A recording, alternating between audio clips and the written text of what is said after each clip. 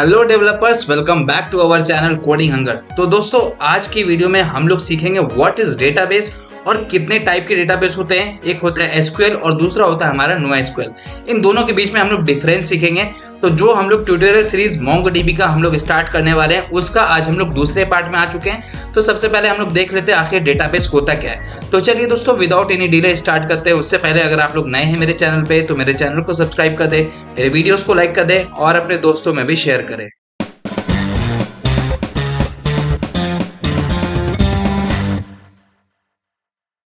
तो चलिए, सबसे पहले हम लोग लिखते हैं व्हाट इज डेटाबेस। तो डेटाबेस आखिर होता क्या है, क्यों इसकी इतनी धूम मची है और इसके बिना क्या कोई भी कंपनी एग्जिस्ट कर पाएगी। चलिए, तो database is an organized collection of data that can be easily accessed, manage and updated. तो बेसिकली दोस्तों, ये आपका एक डेटा का ऑर्गेनाइज्ड कलेक्शन होता है। मतलब आप किस तरह से अपने डेटा को स्टोर कर रहे हैं किसी एक पार्टिकुलर जगह पे, तो वो जगह होता है हमारा डेटाबेस। तो जो भी आप लोग, जैसे मिलियंस ऑफ यूजर्स, जैसे आप लोग, अगर मैं एग्जांपल देना चाहूँ गूगल के, तो गूगल के आप लोग के मिलियंस ऑफ यूजर, जो भी यूजर दुनिया में कहीं भी मोबाइल लेता है तो उसके मोबाइल में गूगल इंटीग्रेटेड रहता ही रहता है। तो सोचो कितने सारे उसके यूजर्स होंगे, उस यूजर के कितने सारे डेटा होंगे। डेटा जैसे नेम हो गया, उसका एड्रेस हो गया, उसका मोबाइल नंबर हो गया, उसका ईमेल एड्रेस हो गया। तो ये सारा डेटा आखिर गूगल कहाँ स्टोर करता है? तो जहां पे गूगल स्टोर करता है उसको बोलते हैं हम लोग डेटाबेस। जो डेटा इस डेटाबेस में रहता है उसको हम लोग दुनिया में कहीं से भी उसको एक्सेस कर सकते हैं, उसमें अपडेट कर सकते हैं और उसको मैनेज कर सकते हैं। तो इसीलिए दोस्तों, अगर हम लोग ये तीनों चीज नहीं करेंगे तो फायदा क्या हुआ हमारे डेटाबेस में अपने डेटा को स्टोर करने का। तो इसीलिए इसका मेन पर्पस यही होता है कि जब हमें डेटा का, अपने यूजर के डेटा का नीड पड़े, तो हम लोग बस उसको फेच कर ले, क्वेरी से एपीआई फेच कर ले और वो हमारे डेटाबेस से डेटा फेच करके दे देगा, जिसके हम लोग उस डेटा को मैनेज कर सकेंगे। ठीक है। और अगर सिंपल वर्ड में मैं बोलूं तो it's like a digital storage where we keep our data in structure और अनस्ट्रक्चर्ड फॉर्म। तो ये दोस्तों यहाँ पे क्या है कि आपको एक डिजिटल स्टोरेज, मान के चलो सिंपल वर्ड में मैं बता रहा हूँ कि एक डिजिटल स्टोरेज है जहां पे आप लोग अपने डेटा को स्टोर करके रखते हैं। कैसे फॉर्म में? स्ट्रक्चर्ड या अनस्ट्रक्चर्ड। स्ट्रक्चर्ड कैसे होगा और अनस्ट्रक्चर्ड कैसे होगा, वो हम लोग कुछ देर में सीखेंगे आगे। ठीक है। एग्जाम्पल देख लेते हैं। Think of your mobile contact list. तो ये सबसे बड़ा एग्जाम्पल है। नेम्स हो गया, आप लोग अगर किसी भी पार्टिकुलर यूजर का अगर आप लोग मोबाइल नंबर सेव करते हैं तो क्या क्या क्या सेव करते हैं? नेम सेव करते हैं, उसका फिर उसके बाद फोन नंबर सेव करते हैं। ठीक है। और अगर आपको एक्स्ट्रा एक्स्ट्रा उसका डिटेल सेव करना है तो ईमेल आप लोग सेव कर सकते हैं। ईमेल वैसे कोई करता नहीं है इंडिया में, बट आपको नेम और फोन नंबर तो आपका जरूरी है ही किसी भी यूजर का कॉन्टैक्ट नंबर सेव करने के लिए। ठीक है। तो ये क्या हो गया, आपका वो डेटाबेस में स्टोर हो जाएगा। तो वो जो डेटा होगा, नेम और फोन नंबर, वो आपके डेटाबेस में स्टोर होगा ताकि जब आपको दोबारा उसका नीड हो तो वो डेटा आप लोग डेटाबेस से फेच कर लें। ठीक है। That's a small database of contact. तो ये दोस्तों, ये जो डेटाबेस है वो बहुत ही छोटा डेटाबेस होता है आपके मोबाइल पे। इससे बहुत ही बड़े बड़े डेटाबेस हम लोगों को आगे देखना है कहाँ कहाँ यूज होते हैं। गूगल यूज करता है, फेसबुक यूज करता है, अमेजोन यूज करता है। तो सारे विदाउट कोई भी कंपनी इसके इसके विदाउट यूजिंग किए हुए, विदाउट अपने डेटा को स्टोर किए हुए एग्जिस्ट कर ही नहीं पाएगा। ठीक है। चलो, इन रियल लाइफ में हम लोग देख लेते हैं इसका example. YouTube store video info. ठीक है। यूट्यूब में आप लोग जो यूट्यूब में अभी वीडियो देख रहे हैं उसमें ये वीडियो जो है वो कहाँ स्टोर हो रहा होगा? डेटाबेस में स्टोर हो रहा होगा। जब आप लोग उस पार्टिकुलर मेरे चैनल पे जाते होंगे और उस वीडियो पे क्लिक करते होंगे तो जो YouTube जो है वो एपीआई कॉल करता होगा और उसके बदले में वो उस YouTube का लिंक, मतलब YouTube वीडियो का लिंक वो आपको भेजता होगा।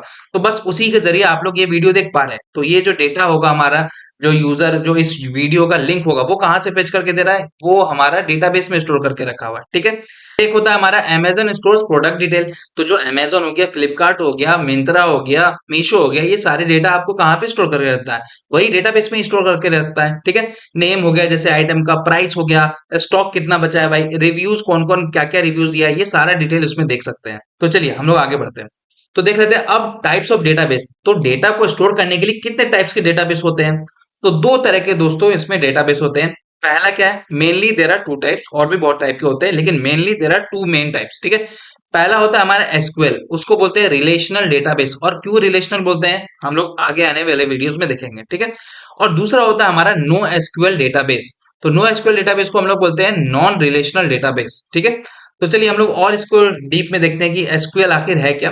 तो एसक्यूएल आपका दोस्तों stands for structured query language. तो इसका जो फुल फॉर्म है, आप लोग से कोई भी अगर पूछेगा तो मेरा ख्याल से आप लोग अपने कॉलेज टाइम में ये एसक्यूएल आपको कॉलेज वाला जरूर कराया होगा, तो आपको याद होगा या आपको पता होगा कि एसक्यूएल का होता है स्ट्रक्चर्ड क्वेरी लैंग्वेज। ठीक है, these database store data in tables, rows and column. तो दोस्तों ये जो इस टाइप का डेटाबेस होता है ना, जो हमारा एसक्यूएल डेटाबेस जो होता है, वो आपका जो डेटाबेस होता है वो एक टेबुलर फॉर्म में उसको डेटा को स्टोर करता है। जैसे कि आप लोग अगर एक्सेल शीट खोलेंगे तो उसमें क्या होता है, रोज होते हैं, कॉलम होते हैं, और एक अगर आप लोग एक टेबल बनाना चाहते हैं उसमें, तो उसमें भी बन सकता है। ठीक है, तो वो उसी फॉर्म में डेटा को स्टोर करके रखता है। हेडर होता है उसमें, तो वो उसमें कॉलम का नेम होता है, फिर उसका वैल्यू होता है, तो वो इस पार्ट में जैसे कि आप लोग यहाँ पे देख सकते हैं, यूजर्स है, नेम है, एज है, एड्रेस है, स्किल्स है, एलाइस है, 20 एज है, न्यूयॉर्क, एसक्यूएल है, एज है। तो ये सारा चीज आपको टेबलर फॉर्म में डेटा को स्टोर करके रखता है। ठीक है, each table is related to another table using relationships. Multiple data, देखो कोई एक डेटाबेस में मल्टीपल टेबल हो सकते हैं। जैसे क्या, एक टेबल में आप लोग यूजर का डेटा स्टोर करवाएंगे, दूसरे टेबल में आप लोग उस प्रोडक्ट का डेटा स्टोर कराएंगे, तीसरे टेबल में जो दोनों का रिलेशन होगा कि वो यूजर, उस पार्टिकुलर टेबल वाला यूजर और उस पार्टिकुलर प्रोडक्ट वाला जो आइटम होगा, कौन सा उसको लिया, तो उसको रिलेशन हम लोग बनाएंगे, और एक अलग सा वहां पे हम लोग एक क्या बोलते हैं, टेबल बना लेंगे। तो वो हम लोग का दोस्तों वहां पे यूज होगा, वहां पे हम लोग प्राइमरी की यूज करेंगे। मेरे ख्याल से आपको पता होगा प्राइमरी की क्या होता है, ये एक यूनिक इंडेक्स होता है पूरे टेबल में, जिसके थ्रू आप लोग किसी एक पार्टिकुलर रो को यूनिक आइडेंटिफाई कर सके। ठीक है, और जो दूसरा होता है हमारा प्राइमरी की, तो प्राइमरी की क्या होता है कि वो आप लोग किसी दूसरे टेबल से अगर आप रेफरेंस कराएंगे, तो वो किस रो से, मतलब किस कॉलम से आप लोग उसको रेफरेंस करवाना चाह रहे हैं, तो वो वहां पे आपको यहाँ पे फॉरेन की का कंसेप्ट होता है। ठीक है, तो ये इसको डीप में ज्यादा मैं नहीं जाऊंगा, क्योंकि हम लोग को जो मेन सीखना है वो है नो एसक्यूएल डेटाबेस। तो इसका एग्जांपल हम लोग देख लेते हैं। माई एसक्यूएल हो गया, पोस्ट ग्रे एसक्यूएल हो गया, ओरेकल हो गया, और एसक्यूएल सर्वर हो गया। तो ये जो है सारे वो आपका एसक्यूएल रिलेशनल डेटाबेस में आते हैं। तो ये देखो रिलेशनल इसलिए कहलाता है कि आप लोग यहाँ पे देख सकते हैं, ये आपको रिलेशन दिख रहा है, जैसे नेम है, एलाइस है, एज है, एड्रेस है, स्किल्स है। तो ये सारा चीज आपका एक देखने में लगता है कि हाँ चलो इन दोनों के, इन सबके बीच में कुछ रिलेशन है। ठीक है, अब जो दूसरा टाइप का होता है वो होता है हमारा नॉन रिलेशनल डेटाबेस, जो कि होता है हमारा नो एसक्यूएल डेटाबेस। तो नो एसक्यूएल मतलब क्या, नॉट ओनली एसक्यूएल, इसका मतलब हम लोग बोलते हैं कि ना कि सिर्फ एसक्यूएल, यूज फॉर अनस्ट्रक्चर्ड और सेमी स्ट्रक्चर्ड डेटा। तो ये जो दोस्त देखो, जो हमारा एसक्यूएल था वो हमारा स्ट्रक्चर्ड डेटा उसमें रहता था। मतलब क्या कि अगर कोई एक रो में होगा तो ये सारे कॉलम्स होंगे। जैसे सपोज एलाइस है, ठीक है, एलाइस नेम का कोई यूजर है, उसका एज है, एड्रेस है, उसके पास अगर कोई स्किल्स नहीं है, तो वो वहां पे स्किल्स में एम्प्टी यहाँ पे फिल रहेगा, लेकिन स्किल्स नाम का कॉलम जरूर रहेगा। ठीक है, तो यहाँ पे इसलिए स्ट्रक्चर बोला जाता है।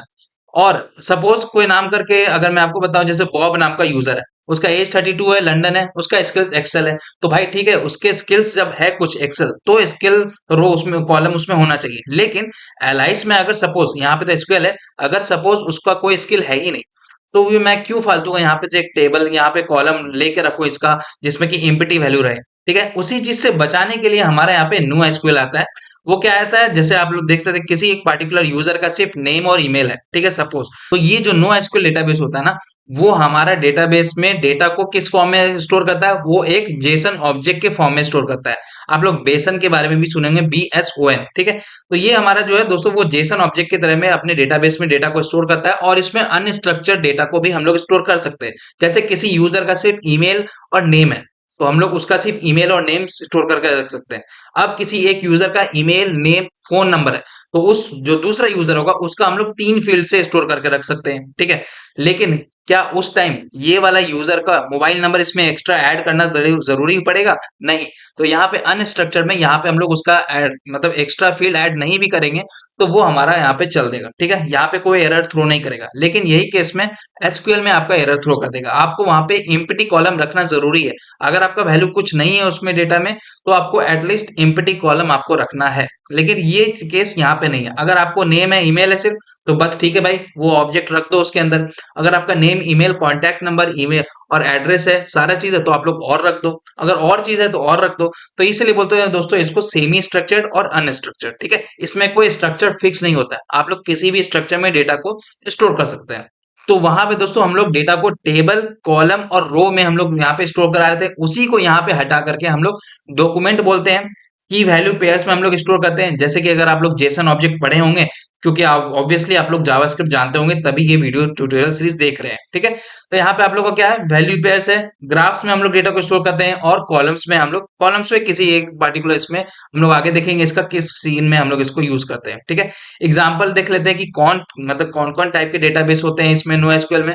एक होता है हमारा मोंगोडीबी, जो कि इस सीरीज में हम लोग कवर करेंगे। दूसरा होता है हमारा फायरबेस, जिसका सीरीज मैंने ट्यूटोरियल सीरीज ऑलरेडी कवर कर रखा है। अगर आप लोग नहीं देख रहे हैं और अगर आपको वो सीरीज करना है, लेकिन कोई जरूरी नहीं, क्योंकि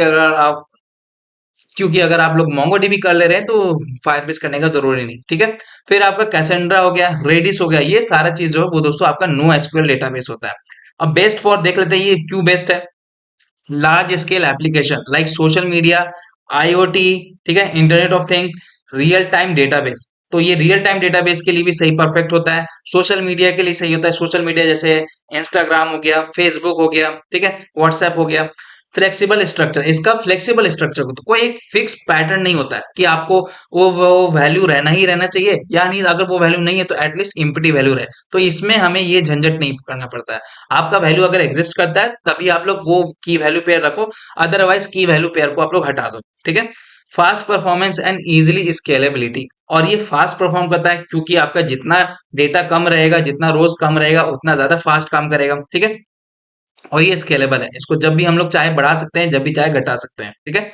अब देख लेते हैं इन दोनों के बीच का डिफरेंस। एसक्यूएल में देखो फीचर वाइज हम लोग देख लेते हैं। डेटा मॉडल, डेटा मॉडल क्या है, tables, rows and column. SQL में हम लोग टेबल बनाते हैं और उस टेबल के अंदर रोज और कॉलम होते हैं। वही चीज यहाँ पे नो एसक्यूएल में, जैसे मैंने बताया अभी, कि वहां पे डॉक्यूमेंट्स होता है। हम लोग डॉक्यूमेंट के अंदर की वैल्यू पेयर्स में अपने डेटा को स्टोर करते हैं, ग्राफ में स्टोर करते हैं और कॉलम में स्टोर करते हैं। स्कीमा, अब देखो स्कीमा क्या है, हम लोग डिटेल में सीखेंगे कि आखिर स्कीमा होता क्या है। ये आपका फिक्स्ड होता है। जैसे मैंने बताया ना कि कितने नंबर ऑफ कॉलम्स होंगे, वो सारे के लिए फिक्स्ड होंगे। ऐसा नहीं है कि कोई एक बॉब है, उसका सिर्फ 4 डिटेल है, और एक कोई एलिस है, उसका सिर्फ 2 डिटेल है, तो एलिस में सिर्फ 2 कॉलम होगा और बॉब में 4 कॉलम। लेकिन एलिस में, यहाँ पे एसक्यूएल में क्या होगा, एलिस में भी 4 कॉलम होंगे, लेकिन वो 2 एक्स्ट्रा जो कॉलम होंगे वो एम्प्टी होंगे, ठीक है। उसके बाद फिर हमारे यहाँ पे नो एसक्यूएल में वो फ्लेक्सिबल होता है, डायनेमिक होता है। आप लोग चाहे अगर उसका फील्ड एग्जिस्ट करता है तभी रखें, नहीं रखना है तो नहीं रखें, अगर कोई एग्जिस्ट नहीं करता है वैल्यू, ठीक है। Relationships, support, joins. तो एसक्यूएल में आप लोग अगर पढ़े होंगे तो थोड़ा सा भी आपको आइडिया होगा कि ज्वाइंस, उसमें हम लोग किसी 2 टेबल का वैल्यू से निकालते हैं और उसको ज्वाइन कराते हैं, ठीक है। वैसे यहाँ पे नो सपोर्टेड, यहाँ पे ज्वाइनिंग का कोई सपोर्टेड नहीं है, ठीक है। ज्वाइनिंग हम लोग किसी 2 टेबल, किसी 2 डॉक्यूमेंट को हम लोग नहीं कर सकते हैं। एम्बेडेड डेटा यहाँ पे रहता है, ठीक है। हम लोग एक के अंदर एक डेटा को एम्बेड कर देते हैं। फिर एक आता है स्केलेबिलिटी, वर्टिकल स्केल, मतलब कैसे स्केल होता है, कैसे इसका बढ़ता है डेटाबेस, ये वर्टिकल बढ़ता है। एक रो जो बढ़ेगा, एक रो है मतलब कोई भी एक डेटा आएगा, किसी एक यूजर का डेटा आएगा, यूजर ए, यूजर बी, यूजर सी, यूजर डी, इस तरह से ये यूजर का वैल्यू वर्टिकली बढ़ेगा। और जो हमारा यहाँ पे नो एसक्यूएल होता है वो हमारा हॉरिजेंटल होता है, ठीक है। ऐड मोर सर्वर्स, और हम लोग यहाँ पे इसमें सर्वर को ऐड कर सकते हैं जितना हमारा इसमें बढ़ाना है। बेस्ट फॉर स्ट्रक्चर डेटा, जैसा मैंने बताया स्ट्रक्चर डेटा के लिए नो एसक्यूएल जो वो सबसे बेस्ट है, और अनस्ट्रक्चर्ड और बिग डेटा के लिए हमारा यहाँ पे मोंगोडीबी या नो एसक्यूएल डेटाबेस हमारा परफेक्ट होता है, ठीक है। इसीलिए आप लोग देखेंगे कि बड़े बड़े डेटा जो, जहाँ पे बड़े बड़े कंपनी जो बड़े बड़े डेटा को स्टोर करते हैं वो नो एसक्यूएल डेटाबेस में स्टोर करते हैं। एग्जांपल्स में देख लेते हैं, माई एसक्यूएल, पोस्टग्रे एसक्यूएल का एग्जांपल होता है माई एसक्यूएल, और पोस्टग्रे एसक्यूएल। और जो हमारा नो एसक्यूएल का एग्जांपल होता है वो होता है हमारा मोंगोडीबी और फायरबेस। फाइन, चलो अब समरी देख लेते हैं इस वीडियो का। Database is equal to organize data storage. तो डेटाबेस क्या है, एक ऑर्गेनाइज डेटा को स्टोर करने का जगह है। एसक्यूएल क्या है, स्ट्रक्चर्ड एंड रिलेशनल, ये क्या है, स्ट्रक्चर्ड डेटा को स्टोर करता है, ठीक है। नो एसक्यूएल क्या है, फ्लेक्सिबल एंड स्केलेबल, ये आपका फ्लेक्सिबल है भाई। इन शॉर्ट में अगर देखें, if your data has a fixed structure then use SQL. अगर आपका डेटा, आपके डेटाबेस में एक फिक्स स्ट्रक्चर है कि भाई ये आपको पता है कि इससे ज्यादा फील्ड नहीं होंगे, इससे ज्यादा कॉलम बाद में फ्यूचर में ऐड होंगे ही नहीं होंगे, तो आप लोग वहां पे एसक्यूएल यूज करें। लेकिन जहां पे आपको क्लियरिटी नहीं है कि कितने नंबर ऑफ फील्ड्स हमारे डेटा यूजर के हो सकते हैं, या कोई यूजर फिल करे ना करे क्या पता, तो वहां पे आप लोग यूज कर सकते हैं आपका no SQL database. If your data changes often और ग्रोज रैपिडली, तो वहां पे आप लोग नो एसक्यूएल डेटाबेस को यूज कर सकते हैं। तो दोस्तों आज की वीडियो में हम लोगों ने सीख लिया व्हाट इज डेटाबेस, और नो एसक्यूएल डेटाबेस और एसक्यूएल डेटाबेस के बीच का डिफरेंस, और उनके बीच में भी हम लोगों ने देखा कि क्या क्या डिफरेंस होते हैं। और चलिए अब हम लोग जो नेक्स्ट वीडियो में सीखेंगे दोस्तों वो होगा हमारा व्हाट इज मोंगोडीबी। अब मोंगोडीबी क्या है? डेटाबेस हम लोगों ने सीख लिया, नो एसक्यूएल सीख लिया, उसके बाद एसक्यूएल सीख लिया। अब हम लोग सीखेंगे मोंगोडीबी आखिर होता क्या है, कैसे हम लोग इसको इंटीग्रेट करते हैं, ये सारी चीज हम लोग धीरे धीरे अब कंप्लीट करेंगे। तो चलिए मिलते हैं अपने अगले वीडियो सीरीज में, तब तक के लिए अपना ख्याल रखें। Tata bye bye, good night, शब्बा खैर।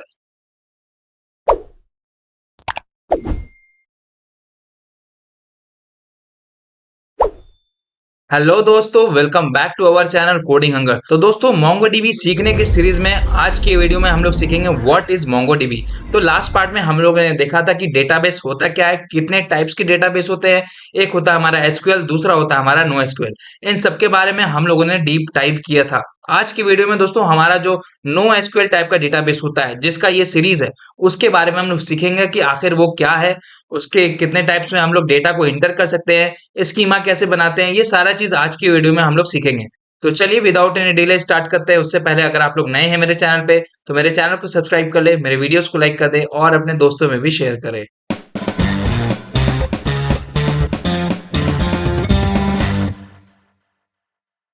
तो चलिए दोस्तों हम लोग देखते हैं आखिर कि मोंगोडीबी आखिर है क्या।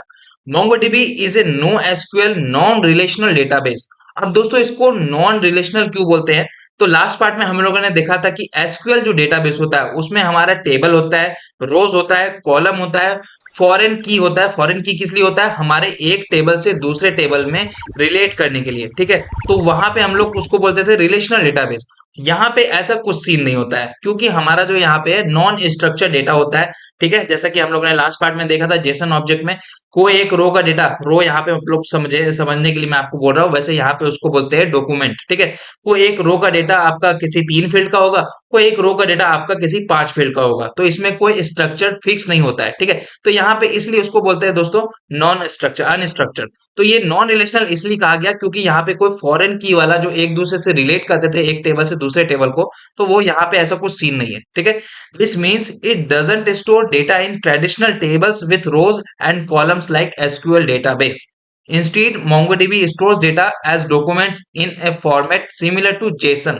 तो जो MongoDB डेटाबेस में स्टोर करता है ना डेटा को, तो वो जेसन के फॉर्म में, जेसन फॉर्मेट में अपने डेटा को स्टोर करता है। जैसे कि आप लोग यहाँ पे देख सकते हैं। और जेसन का फॉर्म यहाँ पे फुल फॉर्म क्या होगा? जावास्क्रिप्ट ऑब्जेक्ट नोटेशन, ठीक है। यहाँ पे आप लोग देख सकते हैं एक जावा जेसन ऑब्जेक्ट है हमारा, जिसमें आईडी है, उसका वैल्यू 1 है, नेम है, जो कि इसमें की वैल्यू पेयर में हमारा डेटा एग्जिस्ट होता है जेसन केस में। तो यहाँ पे आप लोग देख सकते हैं ईमेल की है और वैल्यू इसका danish@gmail.com है, ठीक है। तो इस फॉर्म में हम लोग डेटा को स्टोर करते हैं। अब तो ये तो रहा हमारा एक डेटा। अगर सपोज कोई एक और डेटा में हमारा फोन नंबर भी रहा, तो हमारा क्या रहेगा? जो दूसरा डेटा रहेगा, जो रो आप लोग समझो या डॉक्यूमेंट आप लोग समझो, तो उसमें हम लोग क्या करेंगे? 4 हमारा फील्ड होगा, ठीक है। तो कोई इसमें स्ट्रक्चर, कोई इसका फील्ड नहीं, मतलब फील्ड जो है वो फिक्स नहीं होता है। देख लेते हैं हाउ मोंगोडीबी वर्क्स, ये काम कैसे करता है। Instead of tables MongoDB uses collections. तो जैसा मैं पहले भी बता रखा हूं कि टेबल की जगह पे हम लोग यहाँ पे उसको कलेक्शंस बोलते हैं, ठीक है। सेम चीज है, सेम वो आपका एक पैकेज बना देता है, उसमें आप लोग डेटा को स्टोर करते हैं, तो सेम चीज है। मतलब आपका सिर्फ यहाँ पे वर्ड जो है वो डिफरेंट डिफरेंट हो गया है। Instead of tables MongoDB uses collections. Each collection contains multiple document. अब वहां पे टेबल में मल्टीपल रोज होते थे, यहाँ पे मल्टीपल डॉक्यूमेंट होंगे, तो बस रोज को यहाँ पे डॉक्यूमेंट्स कर दिया है, ठीक है। Each document can have different structure. और हर एक रो, ठीक है, हर एक रो का डिफरेंट डिफरेंट स्ट्रक्चर होगा, इसीलिए हम लोग उसको बोलते हैं अनस्ट्रक्चर्ड डेटाबेस। तो ये नो फिक्स्ड स्कीमा, इसका कोई फिक्स्ड स्कीमा नहीं होगा, ठीक है। डेटा इज स्टोर्ड इन बेसन। तो ये क्या होता है दोस्तों? एक तरह का जेसन टाइप का ही ऑब्जेक्ट होता है, ठीक है। हम लोग इसके बारे में डीप डाइव करेंगे आगे आने वाले वीडियोस में कि बेसन आखिर होता क्या है। तो बेसन फॉर्मेट में होता है हमारा बाइनरी जेसन का। और यहाँ पे light weight and fast for reading and writing. और ये लाइट वेट होता है और रीड और राइटिंग के लिए बहुत ही ईजी होता है, ठीक है। यहाँ पे आप लोग देख सकते हैं किस तरह से इसका एग्जांपल है जेसन ऑब्जेक्ट का। अब व्हाई यूज मोंगोडीबी, क्यों यूज करते हैं? फ्लेक्सिबल स्कीमा है इसका। जैसा मैं पहले भी बता रखा हूं कि नो फिक्स्ड कॉलम, कोई इसका कॉलम फिक्स नहीं है। आप लोग चाहे जितना भी डेटा डाल सकते हैं किसी एक पार्टिकुलर डॉक्यूमेंट के लिए, और किसी दूसरे डॉक्यूमेंट के लिए सिर्फ एक डेटा भी आप लोग रख सकते हैं, तो कोई ऐसा इशू नहीं है, ठीक है। Every document can have different fields. और हर डॉक्यूमेंट का अलग अलग फील्ड हो सकता है। जैसे सपोज पहला जो डॉक्यूमेंट होगा या रो होगा, ठीक है, और तो उसमें कोई एक फील्ड होगा नेम। अब जो दूसरा डॉक्यूमेंट होगा उसमें नेम ना होकर के ईमेल भी हम लोग रख सकते हैं। तो ये क्या है? अनस्ट्रक्चर्ड है, ठीक है। परफेक्ट फॉर डायनेमिक और फ्रीक्वेंटली चेंजिंग डेटा। और जो फ्रीक्वेंटली डेटा को चेंज हो रहा है ना, जो हमारा डेटा चेंज होते रहता है, जैसे क्या कि आप लोग स्टॉक मार्केट वाला वेबसाइट देख सकते हैं, वहां पे क्या है, डेटा हमारा फ्रीक्वेंटली चेंज हो रहा है, ठीक है। तो वो इसके लिए यहाँ पे परफेक्ट होगा। और यहाँ पे हमारा और एक और एग्जांपल दे देता हूँ फ्रीक्वेंटली चेंज का, कि चैट एप्लीकेशन जैसे व्हाट्सएप हो गया, तो वो सब क्या है, वो फ्रीक्वेंटली डेटा आपका चेंज होते रहता है, ठीक है। फास्ट एंड स्केलेबल, और ये फास्ट और स्केलेबल है। MongoDB supports horizontal scaling. कल के वीडियो में जो लास्ट पार्ट वाला वीडियो था हमारा, इससे पहले वाला, तो उसमें हम लोगों ने देखा था कैसे मोंगोडीबी जो है वो हॉरिजेंटल स्केल करता है, ना कि वर्टिकल। वर्टिकल स्केलिंग होता है हमारा एसक्यूएल डेटाबेस, ठीक है। Horizontal scaling which means you can add more servers to increase performance easily. Easy for JavaScript developers, और जावास्क्रिप्ट डेवलपर्स के लिए बहुत ही इजी होता है। कैसे होता है? Since MongoDB uses Jason like format, तो जावास्क्रिप्ट में हम लोग जेसन तो पढ़ ही रखे हैं, सबको आता होगा जेसन, ठीक है। It fits perfectly with JavaScript based frameworks like react and node JS, और रिएक्ट और नोड जेएस के लिए बहुत ही परफेक्ट फिट होता है, ठीक है। चलो अब आगे देख लेते हैं, जो उसका चौथा पॉइंट है वो है great for big data and real time application. तो बिग डेटा, जो बहुत बड़े बड़े डेटा होते हैं, मल्टीपल कंपनीज जैसे गूगल हो गई, फेसबुक हो गई, तो वो सब बड़े बड़े डेटा स्टोर करके रखते हैं, बहुत सारे डेटा स्टोर करके रखते हैं। और वो रियल टाइम एप्स जैसे चैट एप्लीकेशन हो गया रियल टाइम, या आपका जैसा अभी मैंने स्टॉक एप्लीकेशन का बताया जैसे ग्रो हो गया, और आपका और भी विरोधा या इस तरह का कुछ करके है, ठीक है। तो वहां पर भी आपका दोस्तों, जो आप लोग स्टॉक में लगाते हैं पैसा, वहां पर भी आपका डेटा, जो प्राइस कितना चल रहा है, ऊपर नीचे, 1 मिनट के बाद इतना वैल्यू है, दूसरे मिनट में इतना वैल्यू है, तो वो सारा चीज यहाँ पे उसको मॉनिटर करता है। It handles large amounts of unstructured data efficiently, ideal for social media apps, chat application and analytics dashboard. Analytics dashboard मतलब क्या है? जैसे ग्रो जो ग्राफ वाला होता है ना, जिसमें कि ग्राफ जल्दी जल्दी ऊपर नीचे हो रहा है, उसका वैल्यू चेंज होते रहता है, तो वो यहाँ पे एनालिटिक्स डैशबोर्ड उसको बोलते हैं। Open source and cloud ready, और ये दोस्तों ओपन सोर्स इसका है, मतलब क्या कि इसका आप लोग अगर कुछ भी फंस जाएंगे तो बहुत सारे आपका इसका सॉल्यूशन इंटरनेट पे प्रोवाइड मिल जाएंगे, और इसके कोड जो है वो ओपन सोर्स है गिटहब पे, ठीक है। MongoDB is free and open source with MongoDB Atlas। इसका जो MongoDB Atlas वर्जन है वो है क्लाउड पे स्टोर, मतलब ये क्लाउड बेस्ड हमारा डेटाबेस है। एक तो हो गया हमारा MongoDB Compass, हम लोग आगे आने वाले वीडियो में इसको करेंगे। MongoDB Compass होता है वो आपके लोकल सिस्टम पे, जैसे अगर आप लोग लैपटॉप यूज कर रहे हैं या सिस्टम डेस्कटॉप यूज कर रहे हैं, तो वो आपके सिस्टम के अंदर लोकली डेटाबेस स्टोर होगा। आप लोग उसको कहीं चाहे कि आपका लैपटॉप आपके घर पे है और आप कहीं दूसरे देश में जाकर के उसको एक्सेस करना चाहे तो नहीं कर सकते, उसके लिए आपको अपना सिस्टम जरूरी होगा। लेकिन एक MongoDB एटलस होता है, हम लोग आगे अच्छे से इसको सीखेंगे कैसे हम लोग अकाउंट बनाते हैं सारा चीज। लेकिन जो MongoDB एटलस होता है उसमें क्या है कि वो हमारा सारा डेटाबेस को हम लोग क्लाउड पे ले जाते हैं। क्लाउड पे जैसे ले जाएंगे तो वो हमारा डेटा हम चाहे दुनिया के किसी भी कोने पे हो, हम उसको एक्सेस कर सकते हैं, ठीक है, इंटरनेट से। चलो, तो MongoDB is free and open source with MongoDB Atlas you can deploy it easily on the cloud। और हाँ, जब आपका प्रोजेक्ट कंप्लीट हो जाएगा तो MongoDB Atlas बस कुछ सब्सक्रिप्शन फी लेता है, और फिर आपका ये खुद ब खुद आपका डेटाबेस डिप्लॉय कर देगा। आपको अलग से, जैसे कि PHP एडमिन जो एसक्यूएल होता है, उसको आपको अलग से डिप्लॉय करना पड़ता है डेटाबेस को, लेकिन यहाँ पे वो चीज सीन नहीं होगा। MongoDB Atlas सिंपल से आपका ये खुद ब खुद आपका डिप्लॉय करके दे देगा। हाँ, भले थोड़ा चार्ज लेगा, वो तो हर केस में लगता है, एसक्यूएल के भी केस में आपको लगेगा, ठीक है। चलो अब देखते हैं वेयर MongoDB इज यूज्ड। अब हम लोग MongoDB सीखने वाले हैं तो थोड़ा इंटरेस्ट आएगा ना कि भाई ये कौन कौन कंपनी यूज करती है। तो जो कंपनी यूज करती है वो है हमारा फेसबुक यूज करती है, गूगल यूज करती है, उबर यूज करती है, और एडोबी यूज करती है। ये तो सिर्फ 4 नाम है, सिर्फ 4 नाम। और भी आप सोचो कितने, जब ये इतनी बड़ी बड़ी कंपनियां इसको यूज कर रही है, तो और भी हमारे इस MongoDB डेटाबेस को कौन कौन नहीं यूज कर रहा होगा, ठीक है। तो ये दोस्तों आज के जमाने में बहुत ही इफिशियंट हो गया है, स्केलेबल है, इसीलिए लोग इसके तरफ दौड़ रहे हैं, ठीक है। चलो अब हमारा यूज केस देख लेते हैं। सोशल मीडिया प्लेटफॉर्म जैसे इंस्टाग्राम, ठीक है, फेसबुक हो गया, ये सारा चीज इसमें यूज कर रहा है, यूट्यूब हो गया। उसके बाद फिर हमारा आता है e commerce website, Amazon, Flipkart, Myntra, ये सारा चीज अमेजोन यहाँ पे ई कॉमर्स वेबसाइट में आएगा। IoT applications, real time analytics system, real time analytics वही जो आपका स्टॉक मार्केट वाला जो डेटा वैल्यू आपका अनफ्रीक्वेंटली सॉरी फ्रीक्वेंटली चेंज होते रहता है, ठीक है।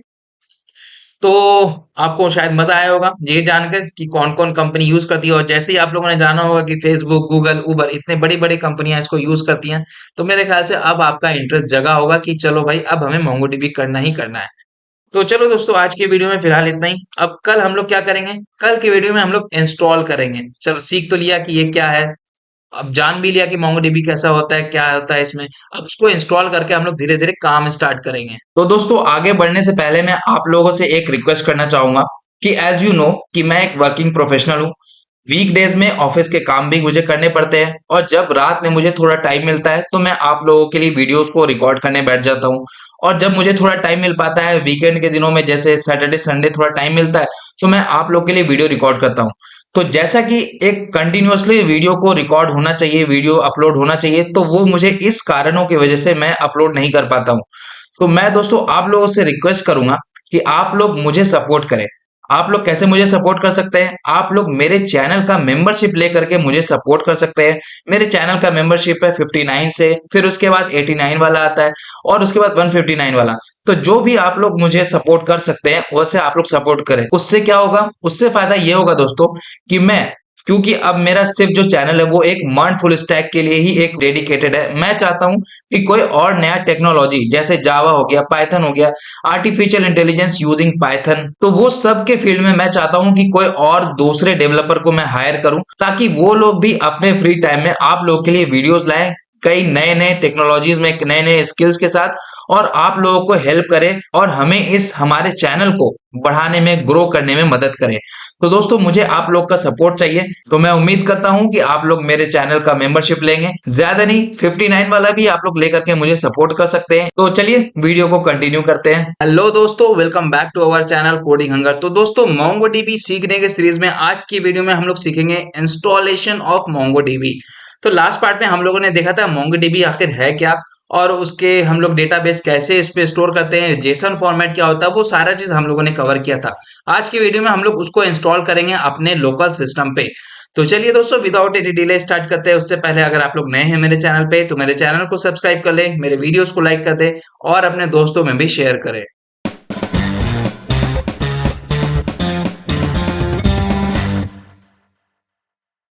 तो दोस्तों सबसे पहले हम लोग को देखना है कि स्टेप वन में हम लोगों को कहाँ जाना है। तो go to official MongoDB website. तो हमें सबसे पहले मोंगोडीबी वेबसाइट के ऑफिशियल वेबसाइट पे जाना है। ठीक है, तो यहाँ पे आप लोग देख सकते हैं, open your web browser and go to this Google. आप लोग अपने यहाँ पे नोट डाउन कर लेना, या नहीं तो मैं इसका जो लिंक है वो डिस्क्रिप्शन पे प्रोवाइड कर दूंगा।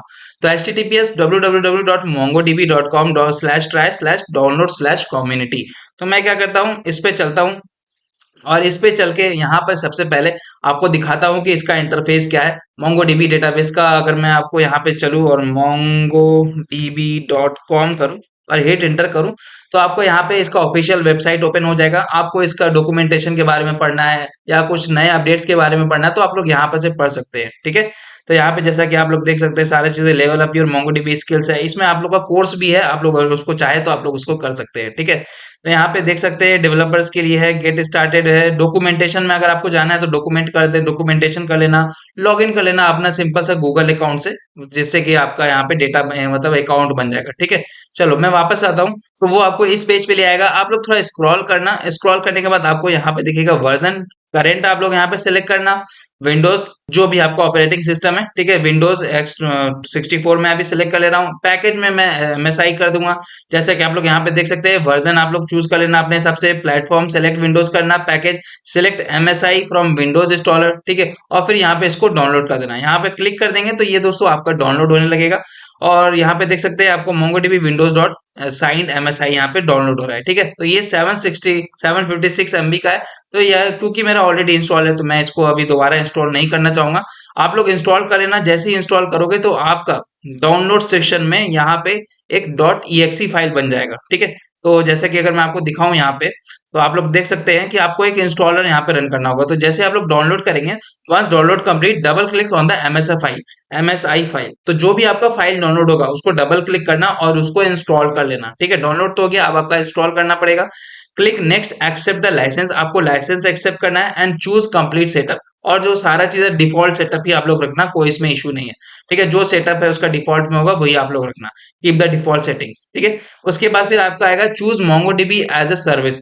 अगर आपको इसको यहाँ पे इसलिए यूज करना है, जैसे देखो, during installation you will get an option run MongoDB as a service, keep it selected. तो आप लोग यहाँ पे क्या करना है, run MongoDB as a service पे आप लोग चेक बॉक्स आएगा, उसको क्लिक करना और उसको यहाँ पे नेक्स्ट करके इंस्टॉल कर लेना। ठीक है, अब ऐड मोंगोडीबी टू पाथ। जैसे ही आपका सारा चीज इंस्टॉल हो जाएगा, सारा चीज इंस्टॉल होने के बाद आपको सबसे पहले चेक करना है अपना कमांड प्रॉम्प्ट ओपन करके, cmd प्रॉम्प्ट ओपन करना है और यहाँ पे आपको लिखना है मोंगो डीबी। जैसे हिट एंटर करेंगे तो आपको यहाँ पे बताएगा mongo DB is not recognized. तो यहाँ पे चल के मैं मोंगोश हाइफन वी करूंगा कि देखता हूँ कि मेरा वर्जन क्या क्या है।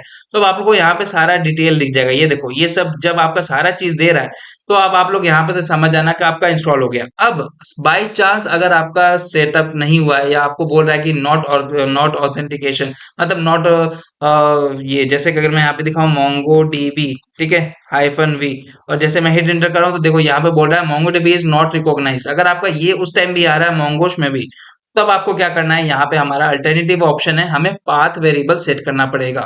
तो यहाँ पे आप लोग देख सकते हैं go to environment variable path edit and new. तो जो हमें यहाँ पे सर्च करना दोस्तों, यहाँ पे ई एन वी, ठीक है, ई एन वी आप लोग सर्च सर्च करना और यहाँ पे आपको दिखेगा edit environment, edit the system environment variable, इस पे जाना और यहाँ पे आप लोग क्या करना है, इन्वायरमेंट वेरिएबल पे जाना, इन्वायरमेंट वेरिएबल पाथ और एडिट न्यू। तो हम लोग यहाँ चलेंगे, ये देखो ये आपका सिस्टम वेरिएबल है, सारी चीजें। अब देखो यहाँ पे अगर मैं दिखाऊं आपको तो देखो ये पाथ मेरा सेट है।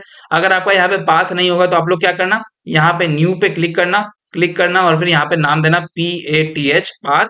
और यहाँ पे पाथ में क्या करना होगा हम अभी आपको बताते हैं। तो अब आप लोग यहाँ पे चले जाना दोस्तों, अगर मैं आपको दिखाऊं सी, अपने सी विंडो सी में चले जाना और आपका यहाँ पे प्रोग्राम फाइल्स दिखेगा। तो आप इस प्रोग्राम फाइल्स के अंदर आओगे तो आपको यहाँ पे मोंगोडीबी दिखेगा। तो ये मोंगोडीबी के अंदर आप लोग आना, सर्वर के अंदर आना और जो आपका वर्जन है 7.0 है 8.0 जो भी आपका होगा, ठीक है, उसमें आप लोग यहाँ पे बिन के अंदर आना। बिन के अंदर जैसे ही आएंगे आप लोग, वैसे ही यहाँ पे ये जो लोकेशन है इसको यहाँ पे क्लिक करना और इसको कॉपी करना। कॉपी करने के बाद यहाँ पे चलना और ये जो पाथ है, जैसे कि अगर मैं यहाँ पे न्यू करूं और यहाँ पे पाथ लिखूं और यहाँ पे वेरिएबल का वैल्यू जो है वो यहाँ पे पेस्ट कर देना, सी प्रोग्राम मोंगोडीबी सर्वर, ठीक है। तो ये सेट करके सेव कर देना। फिर ये जब ये हो जाएगा तो यहाँ पर आप लोग आना और यहाँ पर अगर आप लोग देखना कि पाथ अगर नहीं होगा, अगर पाथ होगा ऑलरेडी या किसी और एप्लीकेशन का आप लोगों ने पाथ सेट कर रखा होगा, तो ऑलरेडी अगर एग्जिस्ट करता होगा तो यहाँ पे क्या करना है, एडिट करना, पाथ में जाना और यहाँ पे न्यू बटन पे क्लिक करना और यहाँ पे पेस्ट कर देना, ठीक है। देखो जैसे मेरा 7.0 8.0 दोनों मैंने पेस्ट कर रखा है, ठीक है। और यहाँ पे क्या करना, सेव करने के बाद यहाँ पे जैसे एडिट करने के बाद आप लोग यहाँ पे सेव कर देना। तो आप और लास्ट में आप लोग अप्लाई कर देना। तो इससे क्या होगा कि आपका दोनों में यूजर वेरिएबल फॉर मैच में भी और यहाँ पे सिस्टम वेरिएबल्स में भी पाथ में दोनों आपका सेलेक्ट हो जाना चाहिए। अगर आपका पाथ ऑलरेडी एग्जिस्ट है तो मैं फिर से दोबारा बोल दे रहा हूँ, आप लोग यहाँ पे एडिट बटन पे जाना और यहाँ पे न्यू देना। देखो जैसे मैं यहाँ पे से दिखा देता हूँ आपको, यहाँ पे न्यू, इस नीचे वाले में भी मैंने यहाँ पे ये सर्वर 7.0 बिन स्टोर कर रखा है, ठीक है। तो ये इस तरह से आपका यहाँ पे शो करेगा और सारा चीज फाइनल जब आपका सेट हो जाएगा तो आप लोग इसको सेव करके अप्लाई कर देना है यहाँ पे, ठीक है। यहाँ पे अप्लाई का ऑप्शन आएगा। अब बाई चांस अगर अभी भी आपका डेटा जो है, जैसे अगर आप लोग कैसे चेक करेंगे कि आपका हुआ या नहीं, ठीक है, इतना करने के बाद आप लोग फिर से यहाँ पे जाना और यहाँ पे रन करना mongo D hyphen hyphen version. तो यहाँ पे मैं चलता हूँ mongo D hyphen hyphen V, ठीक है। तो ये बोल रहा है कि नहीं, हाइफन हाइफन वी नहीं, चलो ठीक है, मोंगो डी हाइफन वी दे के रखते हैं। तो देखो आप लोग जैसे में मैंने मोंगो डी हाइफन वी किया तो ये मेरा एक सर्वर चला दिया, ठीक है। मोंगो डी हाइफन वी, मुझे वर्जन चाहिए था लेकिन यहाँ पे ये चला दिया यहाँ पे हमारा सर्वर। तो ये दोस्तों आपका इस तरह से आपका यहाँ पे इतना सारा मैसेज देगा। और अगर फिर भी अगर आपका यहाँ पे नहीं दिया, सपोज कि आपका मोंगो डी जो है आप लोग हाइफन वी लिखेंगे वो आपका यहाँ पर भी वर्क नहीं करेगा, तो आप लोग क्या करना, मोंगो भी लिख करके देखना। तो मोंगो यहाँ जाना, मैं यहाँ पे चलता हूँ, इसको मैं कंट्रोल सी प्रेस करके स्टॉप करता हूँ और मोंगो हाइफन वी करके देखता हूँ। तो ये अभी भी आपको यहाँ पे अगर नहीं दे, ठीक है, मेरा दो ऊपर वाला तो चल गया ना, तो मेरा अगर ये नहीं दे रहा तो कोई इश्यू नहीं है। तो आप लोग क्या करना, मैं आपको यहाँ पे ऑप्शन बताता हूँ। यहाँ पे सी, इसमें सी ड्राइव में जाना और यहाँ पे एक डेटा नाम का फोल्डर बनाना। सी ड्राइव में एक डेटा नाम का फोल्डर बनाना, उस डेटा नाम के फोल्डर के अंदर डीबी नाम का फोल्डर आप लोग बनाना और डीबी नाम का फोल्डर बना के आराम से रहना। अब जब आप लोग डीबी नाम का फोल्डर बना लेंगे तो आपका मैं गारंटी देता हूं, आपका ये जो है database mongo mongo D hyphen V, ठीक है, मोंगो डी हाइफन वी आपका जरूर चलेगा। तो मोंगो डी हाइफन वी आपका ये चलना स्टार्ट करेगा, ठीक है। तो इस तरह से दोस्तों आपका ये वर्क करेगा। तो हमें यहाँ पे इस तरह से इसको इंस्टॉल करना है वेरीफाई करने के बाद। तो दोस्तों आज के वीडियो में फिलहाल इतना ही। हम लोगों ने इंस्टॉल कर लिया किस तरह से हमारा मोंगोडीबी सर्वर स्टार्ट होगा, मतलब इंस्टॉल होगा अपने लोकल सिस्टम पे, आप लोग इंस्टॉल कर लेना। सेम इसी तरह से आईओएस में भी आप लोग का होगा। ऊपर थोड़ा सा उसका वो जो वर्जन चेक करने का होता है उसमें सूडो लगाना पड़ता है हमें, बट आप लोग जानते होंगे उसमें कमांड प्रॉम्प्ट पे कैसे करना है, तो मैं इसको बताने वाला नहीं हूँ। आप लोग ऑलरेडी जानते ही होंगे, क्योंकि अगर आप लोग iOS यूजर है तो आपको कमांड प्रॉम्प्ट में कैसे यूज उसको करना है, कैसे कोड को लिखना है, तो वो आपको आना चाहिए। तो चलिए दोस्तों, आज के वीडियो में फिलहाल इतना ही। अब हम लोग कल सीखेंगे सेटिंग अप MongoDB कॉम्पास, जो हमारा ग्राफिकल यूजर इंटरफेस है, उसको हम लोग कैसे सेटअप करें। तो वो कल के वीडियो में हम लोग सीखेंगे। चलिए मिलते हैं अपने अगले वीडियो में, तब तक के लिए अपना ख्याल रखें।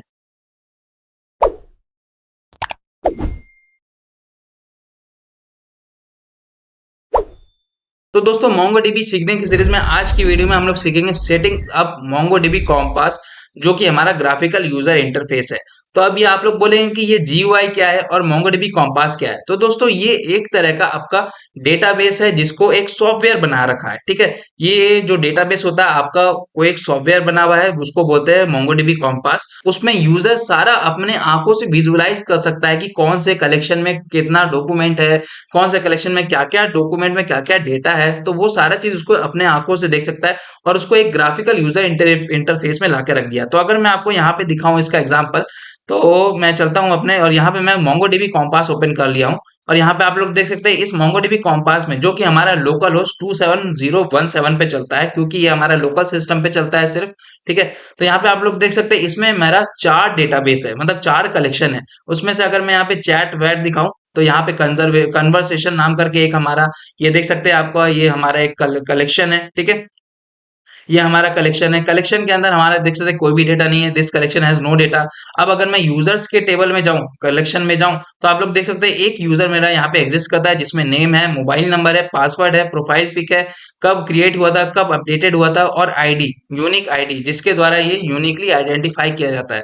तो वो हमारे यहाँ पे यूजर्स के कलेक्शन में दिख रहा है, ठीक है। तो ये दोस्तों, ये एक ग्राफिकल इंटरफेस है, जो भी आप लोग डेटाबेस में स्टोर करेंगे, तो वो आप लोग यहाँ पर से आके उसको कंफर्म कर सकते हैं कि क्या आपका डेटाबेस में स्टोर हुआ है या नहीं हुआ है, ठीक है। तो ये दोस्तों, इसलिए यहाँ पे इसको बोलते हैं ग्राफिकल यूजर इंटरफेस। अब दोस्तों, इसको हमें इंस्टॉल करना है, हमें अपने सिस्टम पे लेना है, तभी तो हम लोग आगे जो सीखने वाले हैं उसको देखेंगे ना, कि क्या हमारा हो रहा है, ठीक है। तो यहाँ पे देख सकते हैं आप लोग, पहले देख लेते हैं what is MongoDB Compass. MongoDB Compass is an official GUI provided by MongoDB. It helps you to view, insert, update, delete and query data in your database usually. ये आपको हेल्प करता है इंसर्ट करने में डेटा को। आप लोग database मतलब कोड के द्वारा भी आप लोग इंसर्ट करा सकते हैं। लास्ट में मैं आपको इसको दिखाता हूँ कैसे हम लोग डेटाबेस में एंटर करा सकते हैं।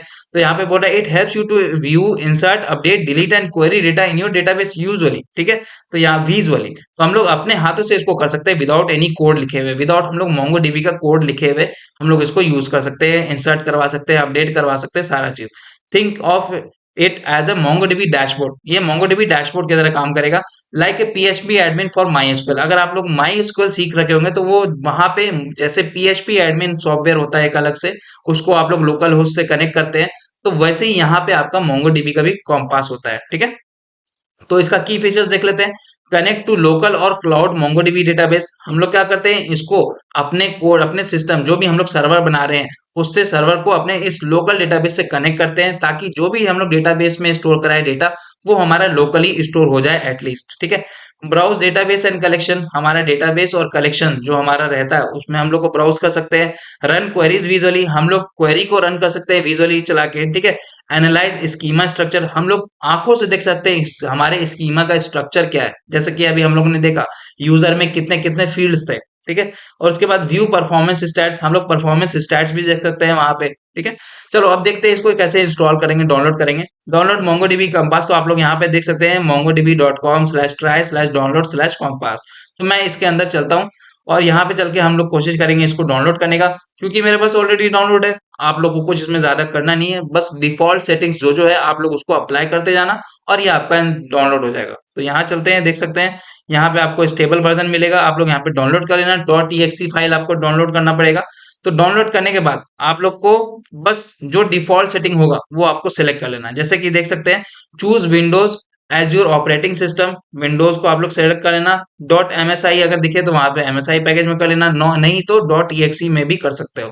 Click download and wait for it to complete, ठीक है। Install MongoDB Compass. अब जब आपका डाउनलोड हो जाएगा, तो आपके डाउनलोड फाइल्स में जाना, फोल्डर पे जाना, और वहां पे जो .exe फाइल या MSI फाइल जो आपका डाउनलोड हुआ होगा, उसको आप लोग क्या करना, इंस्टॉल करना, डबल क्लिक करना और सारा चीज जो डिफॉल्ट ऑप्शंस होगा उसको वैसे का वैसे रखना और अप्लाई नेक्स्ट नेक्स्ट नेक्स्ट करते जाना, ठीक है। और फिर after installation open MongoDB compass from your start menu. जैसे ही आपका इंस्टॉल मतलब स्टार्ट हो जाएगा, इंस्टॉलेशन हो जाएगा, तो आप लोग यहाँ पे सर्च पे जाना, तो यहाँ पे फाइंड करना MongoDB कंपास। तो आपको यहाँ पे MongoDB कंपास आपको कुछ इस तरह से दिखेगा। तो यहाँ पे आपका दोस्तों, क्योंकि मेरा ऑलरेडी ओपन है तो ये मेरा दोबारा तो ओपन नहीं होगा, है ना। तो इस तरह इसलिए यहाँ पे हम लोग को इस तरह से देखो, ये हमारा अब हुआ। जैसे मैं उसको क्लोज किया तो यहाँ पे देख सकते हैं ये आपको कुछ इस तरह का इंटरफेस देगा।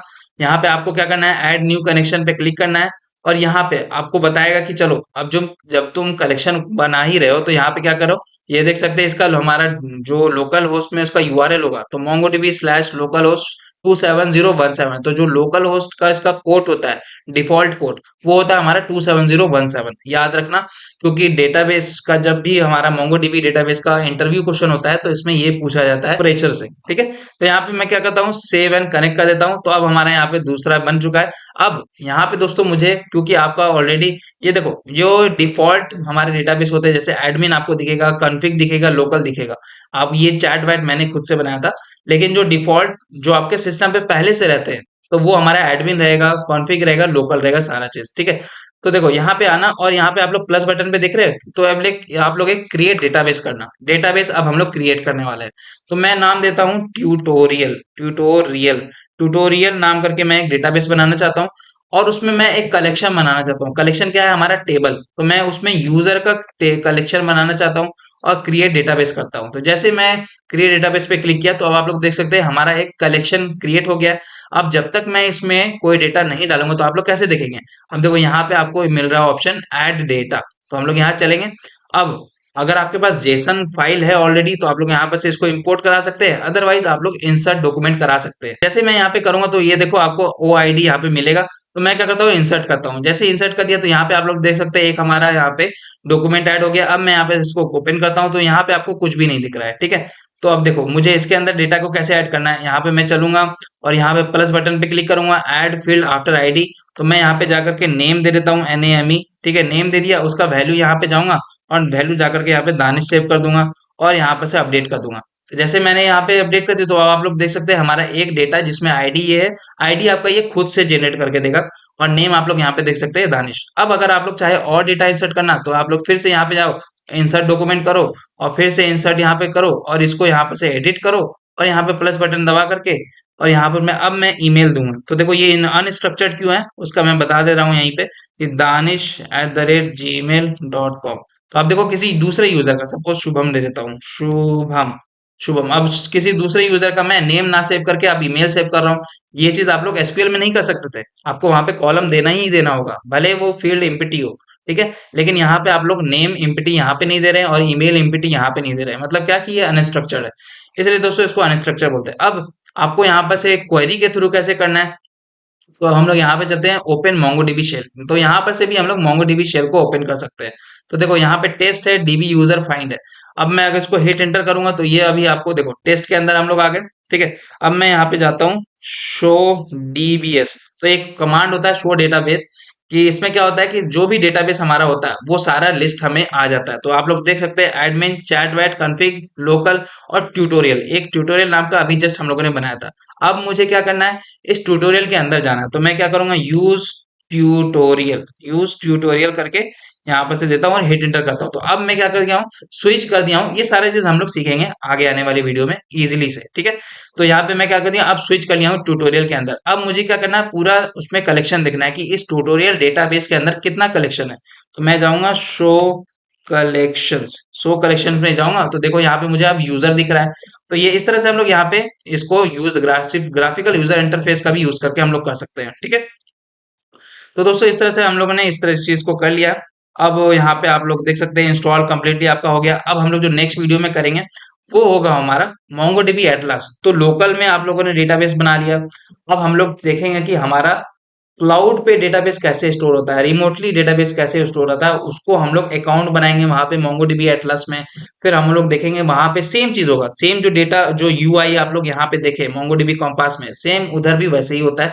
वहां पर भी आप लोग क्वेरी लिख सकते हैं, सारा चीज वैसे का वैसे ही होता है, ठीक है। बस हमारा जो डेटा होता है वो लोकल में ना स्टोर होके हमारा क्लाउड पे स्टोर होता है। तो चलिए दोस्तों, मिलते हैं अपने अगले वीडियो में। तब तक के लिए अपना ख्याल रखें। Tata bye bye, good night, शबा खैर।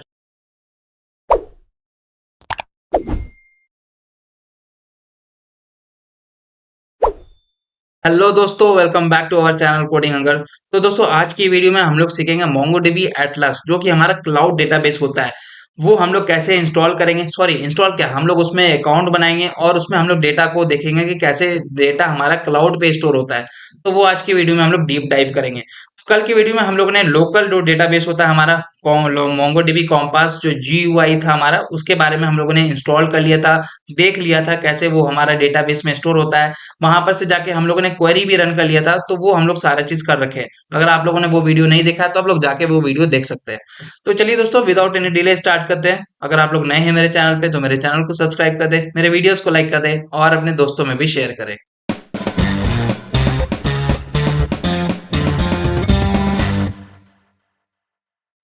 तो चलो देख लेते हैं पहले मोंगोडीबी एटलस है क्या। तो MongoDB Atlas is a cloud based database. ये आपका एक क्लाउड बेस्ड डेटाबेस है जो लोकली हम लोग स्टोर कर रखे थे पिछले वीडियो में। अब यहाँ पे हम लोग अपने डेटा को क्लाउड में स्टोर कर रहे हैं, ताकि हम लोग दुनिया के किसी भी कोने पे अगर हम लोग बैठे हुए हों तो उसको एक्सेस कर सके। ठीक है। सर्विस प्रोवाइडेड बाय मोंगोडीबी, ये मोंगोडीबी सर्विस प्रोवाइड करता है। It allows you to store, manage and access data online. हाँ, इंटरनेट जरूरी है। इंटरनेट नहीं रहा तो आप लोग इसको एक्सेस नहीं कर सकेंगे किसी भी दुनिया के किसी भी कोने पे अगर आप लोग क्यों ना हो। ठीक है। Without installing MongoDB on your local machine. हाँ, अगर आप लोग का पिछले वीडियो में मोंगोडीबी कॉम्पास या मोंगोडीबी इंस्टॉल नहीं भी हुआ होगा, मतलब आपके सिस्टम पे मोंगोडीबी नहीं हो, इससे पहले जो दो वीडियो आप लोगों ने देखा, मोंगोडीबी को कैसे इंस्टॉल करेंगे, हम लोग पाथ वेरिएबल कैसे सेट करेंगे, अगर आपका वो चीज नहीं हो रहा है तो कोई इशू नहीं है। ठीक है। लेकिन हाँ, करना ज़रूरी है। आप लोग अगर मेरी वीडियो से नहीं कर पाए तो किसी और वीडियो का भी लेकिन जा करके आप लोग कॉन्फ़िगरेशन करें, अपने लोकल सिस्टम पे उसको रखें। ठीक है? तो यहाँ पे देख सकते हैं it's database as a service, और ये आपका database as a service platform है। Meaning MongoDB handles all the infrastructure, backups, scaling and security for you. तो अब दोस्तों, ये जो हमारा जो सबसे मेन बड़ा झंझट होता है ना, कि हमारे डेटाबेस को सिक्योर रखना है, फिर हमें किसी अटैक से इसको बचाना है, हमारा बैकअप्स कंटिन्यूअसली बैकअप्स लेना हमें पड़ेगा, ताकि हमारे फ्यूचर में अगर कभी कुछ क्रैश कर जाए वेबसाइट या डेटाबेस से कोई डेटा डिलीट हो जाए, एक number large number of data अगर हमारा डिलीट हो जाए तो हमारा बैकअप ऑलरेडी रहे, जिससे कि हम लोग रीस्टोर कर सके। तो ये सारा चीज हमें अगर खुद से अगर करने जाए तो इसमें बहुत टाइम टेकिंग है और बहुत ही ज्यादा एफर्ट टेकिंग है। तो यहाँ पे ये जो मोंगोडीबी एटलस है, ये आपको खुद ब खुद ये सारा चीज आपको करके दे देता है। इसमें आपको किसी भी चीजों का झंझट लेने का जरूरत नहीं है। वो क्या करेगा, पूरा इंफ्रास्ट्रक्चर संभालेगा आपका, backups continuously time to time लेते रहेगा, स्केलिंग जब देखेगा कि जब डेटाबेस में ज्यादा यूजर इंस्टॉल मतलब वहां पे एंटर करने लगे हैं तो आपको स्केल कर देगा। कैसे स्केल करेगा, आपका हॉरिजेंटली स्केल करेगा।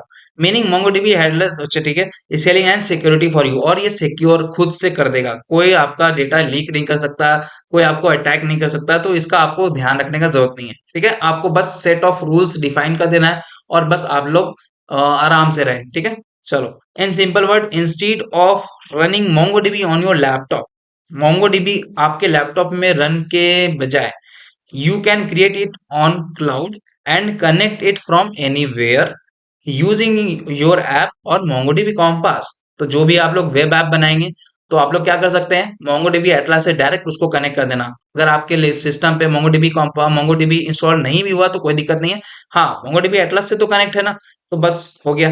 जैसा कि हम लोग मर्न के प्रोजेक्ट में करते हैं, वहां क्या करते हैं, हम लोग डायरेक्टली इसको इंस्टॉल, अगर नहीं भी हुआ है तो हम लोग कनेक्ट कनेक्ट कर लेते हैं क्लाउड से। चलो भाई, अब देख लेते हैं व्हाई यूज मोंगोडीबी एटलस, क्यों यूज करते हैं। नो इंस्टॉलेशन रिक्वायर्ड, इसमें कोई भी इंस्टॉलेशन रिक्वायर्ड नहीं होता है। अगर आपका लैपटॉप में ज्यादा स्पेस नहीं है तो आप लोग मोंगोडीबी एटलस में चले जाओ। You don't need to set up MongoDB manually, everything runs in the cloud, सारा चीज क्लाउड पे रन करता है। एक्सेस फ्रॉम एनीवेयर, कहीं से भी एक्सेस हो सकता है। ठीक है।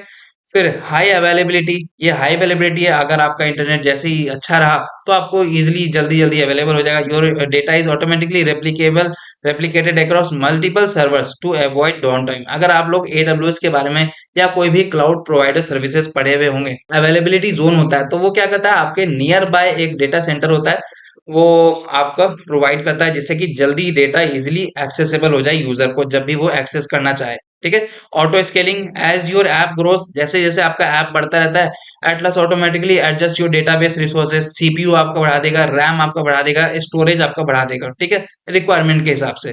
सिक्योरिटी, बिल्ट इन इंक्रिप्शन होता है इसमें, authentication and firewall rule make it high secure, free tier available है, ठीक है। अगर आप लोग टेस्टिंग पर्पज से यूज कर रहे हैं या अपना खुद का प्रोजेक्ट बना रहे हैं जो आपको एकदम हाई लेवल पे जाना नहीं है, ठीक है, बस आप लोग कॉलेज का प्रोजेक्ट बना रहे हैं या खुद का प्रोजेक्ट या खुद मोंगोडीबी सीखने के लिए पर्पस में आप लोग यूज करना चाहते हैं या खुद आपका एक छोटा मोटा प्रोजेक्ट बनाना चाहते हैं, तो ये सही है। ये आपको प्रोवाइड करता है बहुत स्पेस, ठीक है, 500 MB के लगभग आपका डेटा को स्टोर करने को एक्सेस देता है, ठीक है। तो चलिए अब हम लोग देखते हैं इसका एग्जाम्पल। तो अभी थैंक यू नहीं, ठीक है, हम लोग चलते हैं यहाँ पे और यहाँ पे लिखते हैं मोंगो डीबी एटलस, ठीक है, मोंगो डीबी एटलस पे चलते हैं। और अब आप लोग यहाँ पे देख सकते हैं सबसे पहला आएगा यहाँ पे। अगर आपका अकाउंट नहीं बना होगा तो दोस्तों आप लोग इसको अकाउंट बना लेना, लॉगिन कर लेना, गूगल के थ्रू लॉगिन कर लेना, ठीक है। यहाँ पे मैं साइन इन कर लेता हूँ, साइन इन आप लोग कर लेना। अगर आप लोग का पहली बार अकाउंट बना रहे होंगे तो और भी बहुत कुछ मांगेगा, बट आप लोग दे देना, ठीक है। यहाँ पे मैं देख सकता हूँ गूगल के थ्रू लॉगिन करना चाहता हूँ, तो यहाँ पे मैं जाऊंगा, अपना अकाउंट सेलेक्ट करूंगा और मैं इस डैशबोर्ड पेज पे आ जाऊंगा। तो ये देख सकते हैं साइन इन हो रहा है मेरा, थोड़ा देर वेट कर लेते हैं। तो आप लोग देख सकते हैं मुझे ये इस डैशबोर्ड पेज पे लाके दे दिया है जिसमें हमारा सारा चीज है। अब देखो मेरे यहाँ पे कितने सारे प्रोजेक्ट है, मैं अगर आपको दिखाऊं तो यहाँ पे देखो dispensary system, dispensary, doctor, gold gym, उसके बाद फिर इंस्टाग्राम क्लोन का मैंने एक डेटाबेस बनाया था यहाँ पे जिसको क्लाउड पे स्टोर किया था, ये ठीक है, मोंगोडीबी एटलस पे लिंक्डइन क्लोन का यहाँ पे स्टोर कर रखा है, पैथोलॉजी लैब का स्टोर कर रखा है, जितने भी मैंने मर्ज प्रोजेक्ट बनाए हैं इस चैनल पे, तो वो सारे चीजों को मैंने यहाँ पे अपने क्लाउड पे डेटाबेस को ले गया था, ठीक है। तो यहाँ पे आप लोग यहाँ पे से सेलेक्ट कर सकते हैं जो भी डेटाबेस है। अगर आपको डेटाबेस को यहाँ पे क्रिएट करना है तो हम लोग को सिंपल से यहाँ पे क्या करना है, इस पे जाना है और सबसे नीचे आकर के, यानी तो ऊपर में व्यू ऑल प्रोजेक्ट्स है ना, व्यू ऑल प्रोजेक्ट्स में जाना, ठीक है, क्योंकि वहां पे नंबर ऑफ प्रोजेक्ट ज्यादा हो रखा है। तो यहाँ पे आपको न्यू प्रोजेक्ट का एक बटन आएगा, तो देख सकते हैं यहाँ पे न्यू प्रोजेक्ट है, देखो मेरा इतना इतना प्रोजेक्ट है। मैं यहाँ पे जाता हूँ न्यू प्रोजेक्ट पे जाऊंगा और यहाँ पे प्रोजेक्ट नेम बनाऊंगा और जो भी आप लोग का नेम देना चाहते हैं दे सकते हैं। उसके बाद फिर नेक्स्ट बटन पे क्लिक करेंगे। ये सारा काम हम लोग अपने किसी वीडियो में करेंगे जहां पे हम लोग मोंगोडीबी एटलस को कॉन्फ़िगर करेंगे, ठीक है। अभी बस आपको यहाँ पे मैं यूआई दिखाना चाह रहा था। तो इस तरह से दोस्तों ये यहाँ पे यूआई रहेगा। हम लोग यहाँ पर भी डेटाबेस में अपने कलेक्शन को एंट्री करा सकते हैं। जैसे सपोज डिस्पेंसरी सिस्टम है ये हमारा, इस डेटाबेस में मैं चलता हूँ और देखना चाहता हूँ कि इसमें कलेक्शन कौन कौन से हैं। तो यहाँ पे देख सकते हैं ब्राउज कलेक्शंस पे अगर मैं क्लिक करूंगा तो यहाँ पे इस डिस्पेंसरी सिस्टम में जितने भी मेरे कलेक्शन होंगे, कलेक्शन मतलब क्या, टेबल, तो वो यहाँ पे मुझे लाके दे देगा। तो देख सकते हैं थोड़ा इंटरनेट स्लो है मेरा।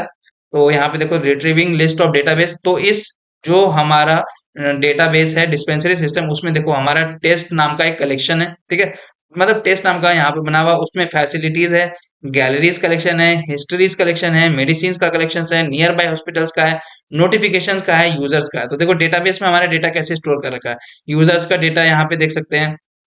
सॉरी, यहाँ पे यूजर्स में अगर मैं जाऊं, ये तो अभी फैसिलिटीज का दिखा रहा है। वैसे देख लो यहाँ पे क्या है कि इस तरह से आपका डेटाबेस आपका जेसन ऑब्जेक्ट में यहाँ पे स्टोर करके रखता है डेटा, ठीक है। तो ये था दोस्तों आज के वीडियो में हम लोगों ने सीखा मोंगोडीबी एटलस के बारे में। अब जो हम लोग सीखेंगे कि इस मोंगोडीबी को तो हम लोग सीख गए, इंस्टॉल कर लिए। अब हमें डेटा को सबसे पहले डेटाबेस क्रिएट करना है, एक नया डेटाबेस हम लोग कैसे क्रिएट करेंगे, ठीक है। फिर उसके बाद डेटाबेस क्रिएट करने के बाद हम लोग कलेक्शन कैसे क्रिएट करेंगे वो हम लोग सीखेंगे नेक्स्ट वीडियो में। तो चलिए दोस्तों, अब मिलते हैं अपने अगले वीडियो में, तब तक के लिए अपना ख्याल रखें। Bye bye.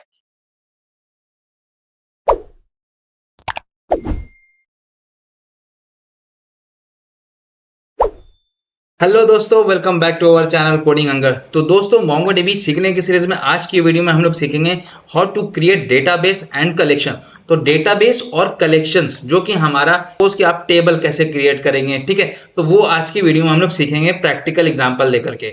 तो चलिए विदाउट एनी डिले स्टार्ट करते हैं। उससे पहले अगर आप लोग नए हैं मेरे चैनल पे तो मेरे चैनल को सब्सक्राइब कर ले, मेरे वीडियोस को लाइक कर दे और अपने दोस्तों में भी शेयर करें।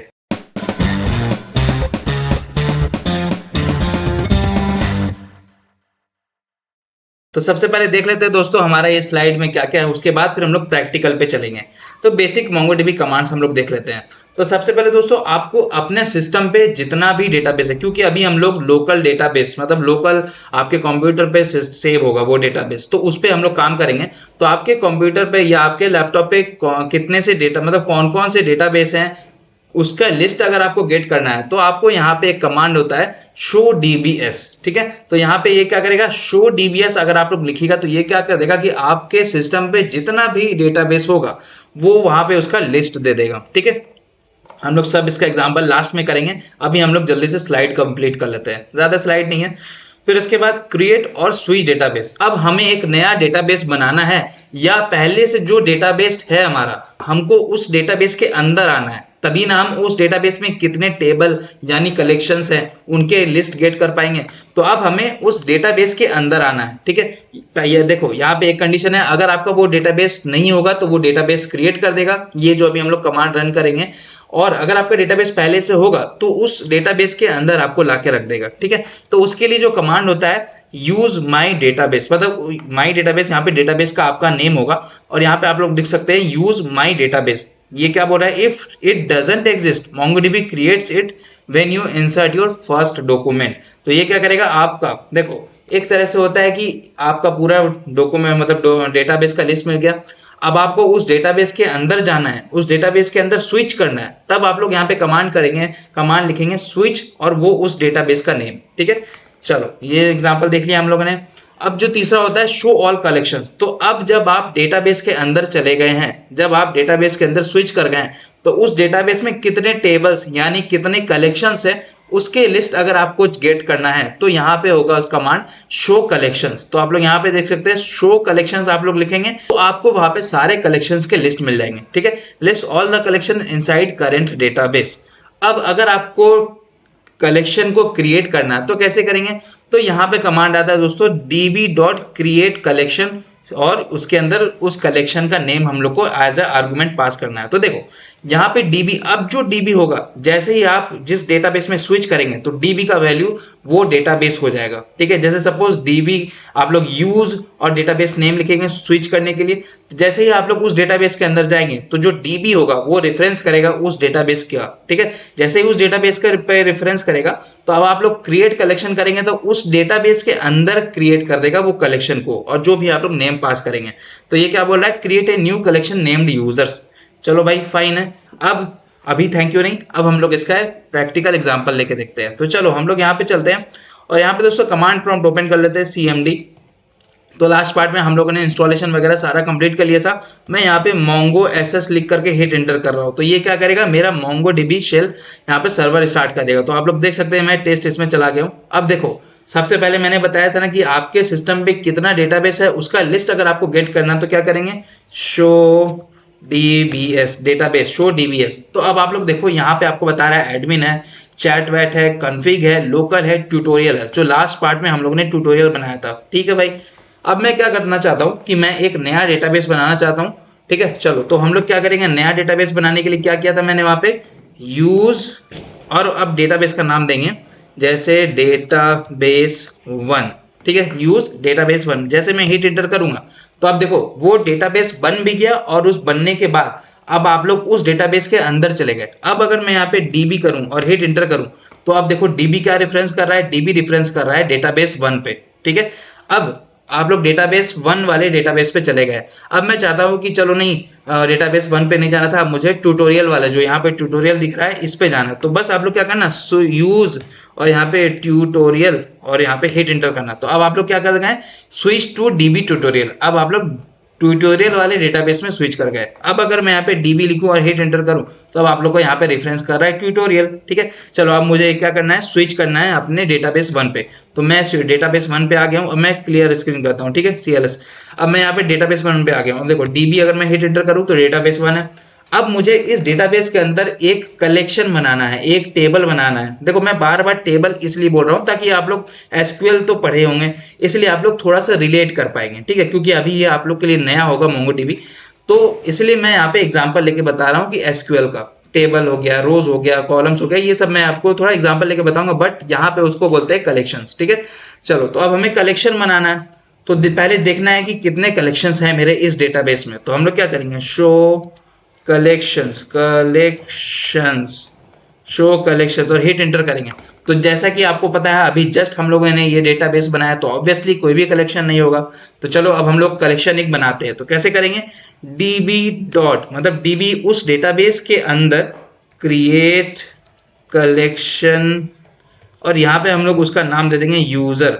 ठीक है, यूजर, और हिट एंटर कर देंगे। अब देखो जैसे मैं हिट एंटर करूंगा ओके आ जाएगा, मतलब क्या कि आपका सक्सेसफुली एक कलेक्शन बन चुका है। अब मैं दोबारा से अगर फिर से ये कमांड रन करूं शो कलेक्शंस, तो अब आप लोग देखेंगे कि एक यूजर नाम का कलेक्शन आपको दिख गया है। ठीक है, चलो तो ये यहाँ तक आज की वीडियो में हम लोगों को करना था।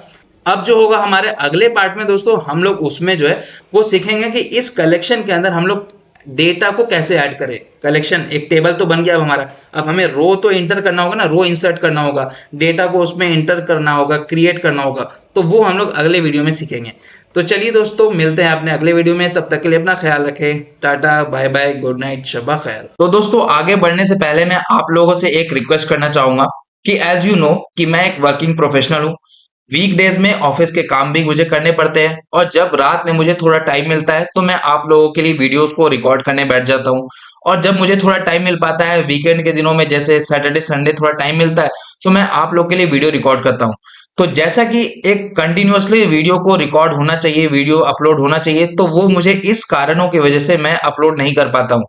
तो मैं दोस्तों आप लोगों से रिक्वेस्ट करूंगा कि आप लोग मुझे सपोर्ट करें। आप लोग कैसे मुझे सपोर्ट कर सकते हैं? आप लोग मेरे चैनल का मेंबरशिप लेकर के मुझे सपोर्ट कर सकते हैं। मेरे चैनल का मेंबरशिप है 59 से, फिर उसके बाद 89 वाला आता है, और उसके बाद 159 वाला।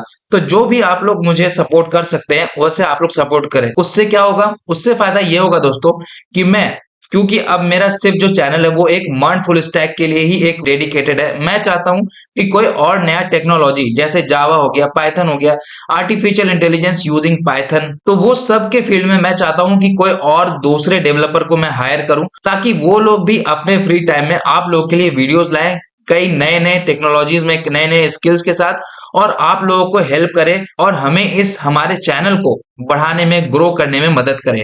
तो दोस्तों मुझे आप लोग का सपोर्ट चाहिए, तो मैं उम्मीद करता हूं कि आप लोग मेरे चैनल का मेंबरशिप लेंगे। ज्यादा नहीं, 59 वाला भी आप लोग लेकर के मुझे सपोर्ट कर सकते हैं। तो चलिए वीडियो को कंटिन्यू करते हैं। सो हेलो दोस्तों, welcome back to our channel coding hunger. तो दोस्तों आज के वीडियो में मोंगोडीबी सीखने के सीरीज में हम लोग सीखेंगे इंसर्ट डॉक्यूमेंट। हम लोगों ने लास्ट पार्ट में कलेक्शन बना लिया था, सबसे पहले डेटाबेस बनाया, उसके बाद कलेक्शन बनाया। अब उस कलेक्शन, जिसको हम लोग अगर बोले एसक्यूएल के लैंग्वेज में कि टेबल, अब उस टेबल के अंदर हमें डेटा को इंसर्ट करना है, तो कैसे करेंगे? तो यहाँ पे दो तरह से हम लोग मोंगोडीबी में अपने डेटा को इंसर्ट करते हैं, जो यहाँ पे डॉक्यूमेंट कहलाता है। ठीक है, रो है वो यहाँ पे डॉक्यूमेंट कहलाएगा। तो आप लोग देख सकते हैं इंसर्ट डॉक्यूमेंट हम लोग दो तरह से कर सकते हैं। एक एक एक करके, मतलब आपके पास डेटा है आप लोग इंटर करवा दें, और दूसरा तरीका है कि आपके पास मल्टीपल डेटा है और उस मल्टीपल डेटा को आप लोग एक साथ उसमें ऐड करना चाहते हैं।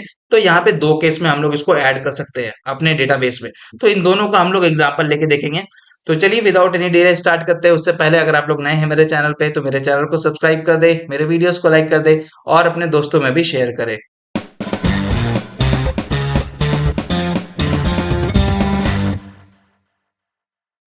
तो चलिए अब देखते हैं कि इंसर्ट वन, सबसे पहले हम लोग देख रहे हैं कि एक एक करके कैसे हम लोग डेटा को इंसर्ट कर सकते हैं। तो यहाँ पे दोस्तों लास्ट पार्ट में हम लोगों ने देखा था ना, जैसे ही मैं डीबी लिख करके हिट एंटर कर रहा था, तो जिस डेटाबेस में मैं था उसका वो रेफरेंस दे दे रहा था। तो अब जो हम लोग क्रिएट कलेक्शन किए थे, कलेक्शन तो हमारा क्रिएट हो गया, अब उस कलेक्शन के अंदर हमें डेटा को इंसर्ट करना है। तो डीबी डॉट कलेक्शन का नेम, तो जो हम लोगों ने यूजर्स बनाया था ना कलेक्शन का नेम लास्ट पार्ट में, तो डीबी आपका डेटाबेस हो गया। डेटाबेस के अंदर कौन से कलेक्शन के अंदर, यहाँ पे कलेक्शन का नेम भी हो गया। अब आपको क्या करना है, इंसर्ट वन, ये जो फंक्शन है ये क्या करेगा, इसके अंदर हमें एक ऑब्जेक्ट पास करना पड़ेगा जेसन फॉर्म में। तो जो भी आप लोग डेटा उसमें स्टोर करना चाहेंगे, तो आप लोग यहाँ पे देख सकते हैं एक ऑब्जेक्ट हम लोग इसके अंदर स्टोर कर रहे हैं। Name is equal to Danish, age is equal to 22, city is equal to Kolkata. तो ये सारा चीज हम लोग अभी, चलो इसका एग्जांपल लेके देख लेते हैं, साथ ही साथ प्रैक्टिकल भी करते चलेंगे। तो जल्दी से हम लोग चलते हैं अपने कमांड प्रॉम्प्ट पे, और हिट किया मैंने मोंगो एसएच। मोंगो एसएच करने के बाद मैं अपने डेटाबेस वन में स्विच कर चुका हूँ। ठीक है, तो आप लोग देख सकते हैं मैं डेटाबेस वन पे हूँ अभी। चलो यहाँ पे देख सकते हैं कि शो कलेक्शंस में मेरा यहाँ पे यूजर कलेक्शन है। अब मैं चाहता हूँ इस यूजर के अंदर मैं एक डेटा को इंसर्ट करूँ। तो यहाँ पे जाऊंगा डीबी, ओके, थोड़ा सा अगर मैं इसको बढ़ा दूं तो आप लोग को अच्छे से दिखेगा। डीबी डॉट, अब डेटाबेस आप लोगों ने टारगेट कर लिया, रेफरेंस कर दिया। अब उस डेटाबेस के किस कलेक्शन में, क्योंकि मल्टीपल कलेक्शन आगे फ्यूचर में हो सकते हैं, ये तो सिर्फ अभी एक ही कलेक्शन है यूजर, सपोज ऑर्डर नाम का भी कलेक्शन हो सकता है। तो अब मुझे बताना पड़ेगा कि कौन सा कलेक्शन नेम। तो यूजर डॉट इंसर्ट, भाई इंसर्ट वन मुझे करना है। अब इंसर्ट वन में आप लोग यहाँ पे पहले इसको क्लोज कर देते हैं पैरेंथेसिस को। अब मैं क्या करता हूँ, यहाँ पे एक ऑब्जेक्ट बनाता हूँ। तो आप लोग देख सकते हैं एक ऑब्जेक्ट बन गया हमारा। अब मैं यहाँ पे जाता हूँ, नेम देता हूँ, नेम कोलन, यहाँ पे वैल्यू देते हैं कोडिंग हंगर, कोडिंग हंगर दे देते हैं, ठीक है। उसके बाद फिर कॉमा देते हैं। कॉमा देने के बाद यहाँ पे हम लोग देते हैं कि सब्सक्राइबर बर, और यहाँ पे इसको इस तरह से जेसन ऑब्जेक्ट हम लोग को पास करना है। तो सब्सक्राइबर में मैं यहाँ पे 300 मतलब 3000 रख देता हूँ नंबर में, फॉर एग्जांपल 3000 रख देता हूँ, नंबर भी हम लोग पास कर सकते हैं। उसके बाद फिर फॉर किड्स नाम करके मैं एक वैल्यू यहाँ पे शो करना चाहता हूँ कि फॉर किड्स बच्चों के लिए है क्या ये, फॉर किड्स। और यहाँ पे मैं बूलियन वैल्यू फॉल्स यहाँ पे फॉल्स सेट कर दूंगा, ठीक है, बूलियन वैल्यू फॉल्स, ताकि मैं ये तीनों डेटा आपको दिखा रहा हूँ ताकि आप लोग समझ जाए कि ना सिर्फ स्ट्रिंग वैल्यू हम लोग स्टोर कर सकते हैं बल्कि मल्टीपल डेटा टाइप्स स्टोर कर सकते हैं। ये तो अभी सिर्फ प्राइमरी जो हमारा प्राइमरी डेटा टाइप होता है वो, लेकिन जो हमारा दूसरे टाइप का डेटा टाइप होता है जैसे कि एरे हो गया, ऑब्जेक्ट हो गया, इसके अंदर मैं ऑब्जेक्ट भी स्टोर कर सकता हूँ, एरे भी स्टोर कर सकता हूँ, वो हम लोग धीरे धीरे देखेंगे। तो अभी आप लोग देख सकते हैं यहाँ पे मेरा नेम कोडिंग अंगर सब्सक्राइबर 3000 और यहाँ पे फॉर किड्स को मैं फॉल्स कर दिया हूँ। अब मैं जैसे ही जाकर के यहाँ पे जाऊंगा और हिट एंटर करूंगा तो ये बोल रहा है एक्नॉलेज ट्रू, और इंसर्ट आईडी, जो हमारा डेटा इंसर्ट हुआ, तो यहाँ पे मोंगोडीबी खुद से उस इंसर्टेड डेटा का यूनिक आईडी मुझे प्रोवाइड कर देता है। तो यहाँ पे आप लोग देख सकते हैं आपको यहाँ पे इंसर्टेड आईडी दे दिया इस पार्टिकुलर डॉक्यूमेंट का। तो चलो अब मैं यहाँ पे देखता हूँ कि अब मैं इसको फेच कैसे कर सकता हूँ, ठीक है, जो मैंने डेटा को इंसर्ट किया अब उसको मैं इसको फेच कैसे करूँ। तो यहाँ पे जाऊंगा dB dot user dot find कर दूं, या हम लोग नेक्स्ट वीडियो में देखेंगे। अभी देख लीजिए कि अगर मुझे चेक करना तो मैं क्या करूंगा, फाइंड करके हिट एंटर करूंगा। तो अब आप लोग देख सकते हैं फाइंड जैसे किया ये आपको एक एरे रिटर्न किया, और यहाँ पे आपका एक ऑब्जेक्ट दे दिया जो मैंने इंसर्ट करवाया था। तो अब आप लोग देखो ये अंडरस्कोर आईडी देखो, अभी आईडी छोड़ो, नेम आ गया कोडिंग हंगर, सब्सक्राइबर आ गया 3000, फॉर किड्स आ गया फॉल्स, और ये जो अंडरस्कोर आईडी है, तो ये अंडरस्कोर आईडी आपका मोंगोडीबी खुद से ऐड करता है आपके डॉक्यूमेंट में, ताकि आपका जो डॉक्यूमेंट है वो यूनिकली आइडेंटिफाई हो सके, ठीक है। यहाँ पे आप लोग देख सकते हैं ऑब्जेक्ट आईडी, और ये सेम ऑब्जेक्ट आईडी है जो यहाँ पे इंसर्ट करने पे मुझे इंसर्टेड आईडी में दिया था। तो इस तरह से दोस्तों हम लोग इंसर्ट वन करते हैं। अब सपोज मैं एक बार और यहाँ पे जाऊँ, इंसर्ट वन में जाऊँ, मैं फॉर किड्स में मैं यहाँ पे ट्रू कर देता हूँ, TRUE कर देता हूँ। उसके बाद फिर मैं यहाँ पे सब्सक्राइबर में मैं 4000 कर देता हूँ। कोडिंग चैनल को मैं हटा करके यहाँ पर से डैनी कोडर सपोज, ठीक है, मैं हिट एंटर करता हूँ। तो अब ये बोल दिया कि एक्नॉलेज ट्रू। अब मैं फिर से सेम कमांड रन करूंगा dB dot user dot find. तो अब आप लोग देखो यहाँ पे मुझे अब दो ऑब्जेक्ट दे रहा है, एक तो पहला ऊपर कोडिंग हंगर वाला, और दूसरा ऑब्जेक्ट मुझे यहाँ पे दे रहा है name Danny coder subscriber 4000 for kids true. तो ये हो गया एक तरीका जो एक एक करके हम लोग डेटाबेस में इंटर करवाते हैं। अब एक दूसरा तरीका होता है दोस्तों हमारा डेटाबेस में एंटर करवाने का, वो होता है इंसर्ट मेनी। तो वो क्या करेगा कि आपको देखो अभी वन कर रहे थे तो हम लोग एक एक ऑब्जेक्ट को एक बार पास कर रहे थे।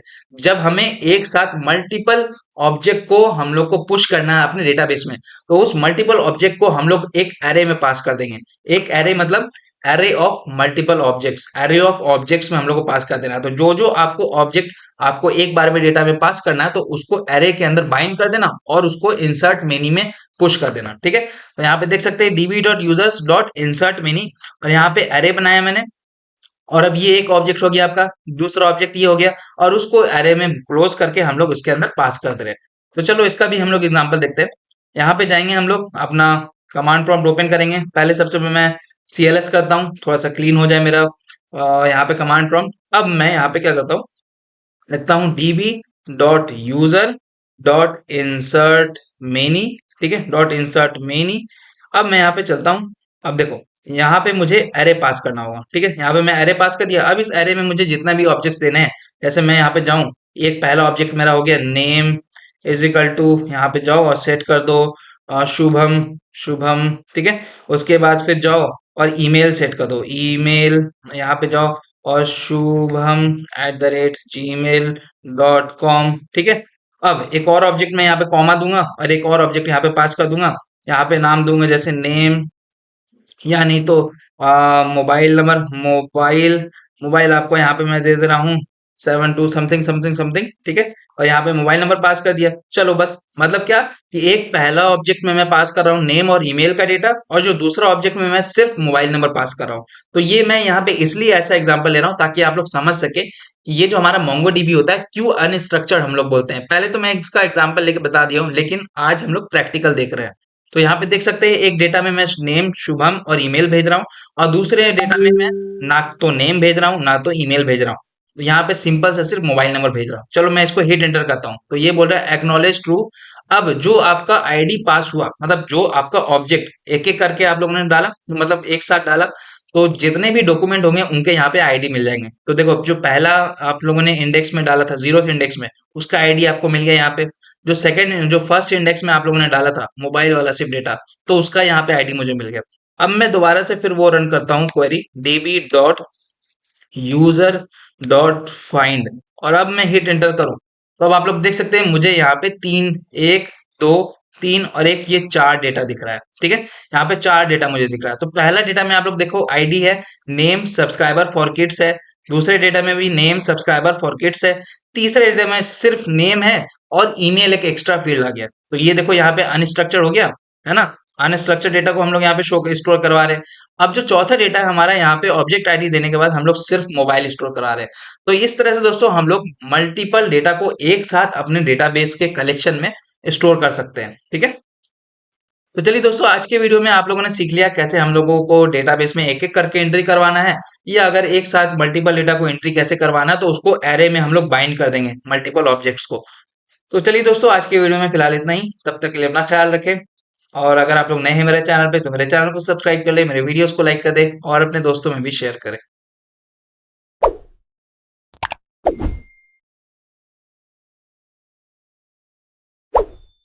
हेलो दोस्तों, welcome back to our channel coding hunger. तो दोस्तों, मोंगोडीबी सीखने की सीरीज में लास्ट पार्ट में हम लोगों ने देख लिया था कैसे हम लोग डेटा को अपने कलेक्शंस के अंदर इंसर्ट करेंगे एक एक करके, या मल्टीपल डेटा एक साथ अगर आपको इंसर्ट करवाना तो कैसे करेंगे, ठीक है।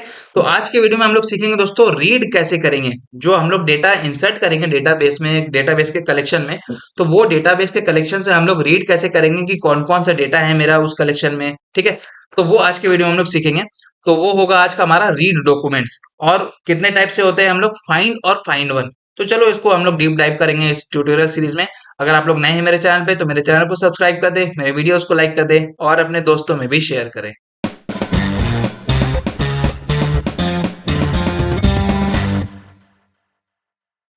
तो चलिए, सबसे पहला तरीका जो होता है व्यू ऑल डॉक्यूमेंट्स का, जो कि हम लोगों ने लास्ट पार्ट में भी कर लिया था, वो अब हम लोग यहाँ पे देखेंगे कि डीबी कौन, जो डेटाबेस आप लोग स्विच किए हुए हैं जिस डेटाबेस में, और यूजर्स जो आप लोग किस कलेक्शन का डेटा आप लोग को गेट करना है। तो डीबी डेटाबेस के अंदर कौन से कलेक्शन के अंदर आपको फाइंड करना है, तो वो आप लोग यहाँ पे लिखेंगे डीबी डॉट कलेक्शन का नेम और डॉट फाइंड करेंगे। तो ये चीज जो है वो हम लोग अभी, चलो इसका एग्जांपल लेके देख लेते हैं। तो ये क्या करेगा, displace all data stored in users collection. तो ये सभी डेटा को आपको शो कर देगा। चलो हम लोग इसका एग्जांपल दोबारा लेके देख लेते हैं आज के वीडियो में। तो दोस्तों अभी मैं क्या करता हूँ, क्लियर स्क्रीन करता हूँ, और यहाँ पे अभी मैं डीबी अगर दिखाऊं डीबी में, तो आप लोग देख सकते हैं यहाँ पे डेटाबेस वन में मैं हूँ, और डीबी डॉट यहाँ पे डीबी यानी तो शो कलेक्शंस में अगर दिखाऊं कलेक्शंस, भाई कितने कलेक्शन, तो मेरा एक यूजर कलेक्शन है, ठीक है भाई।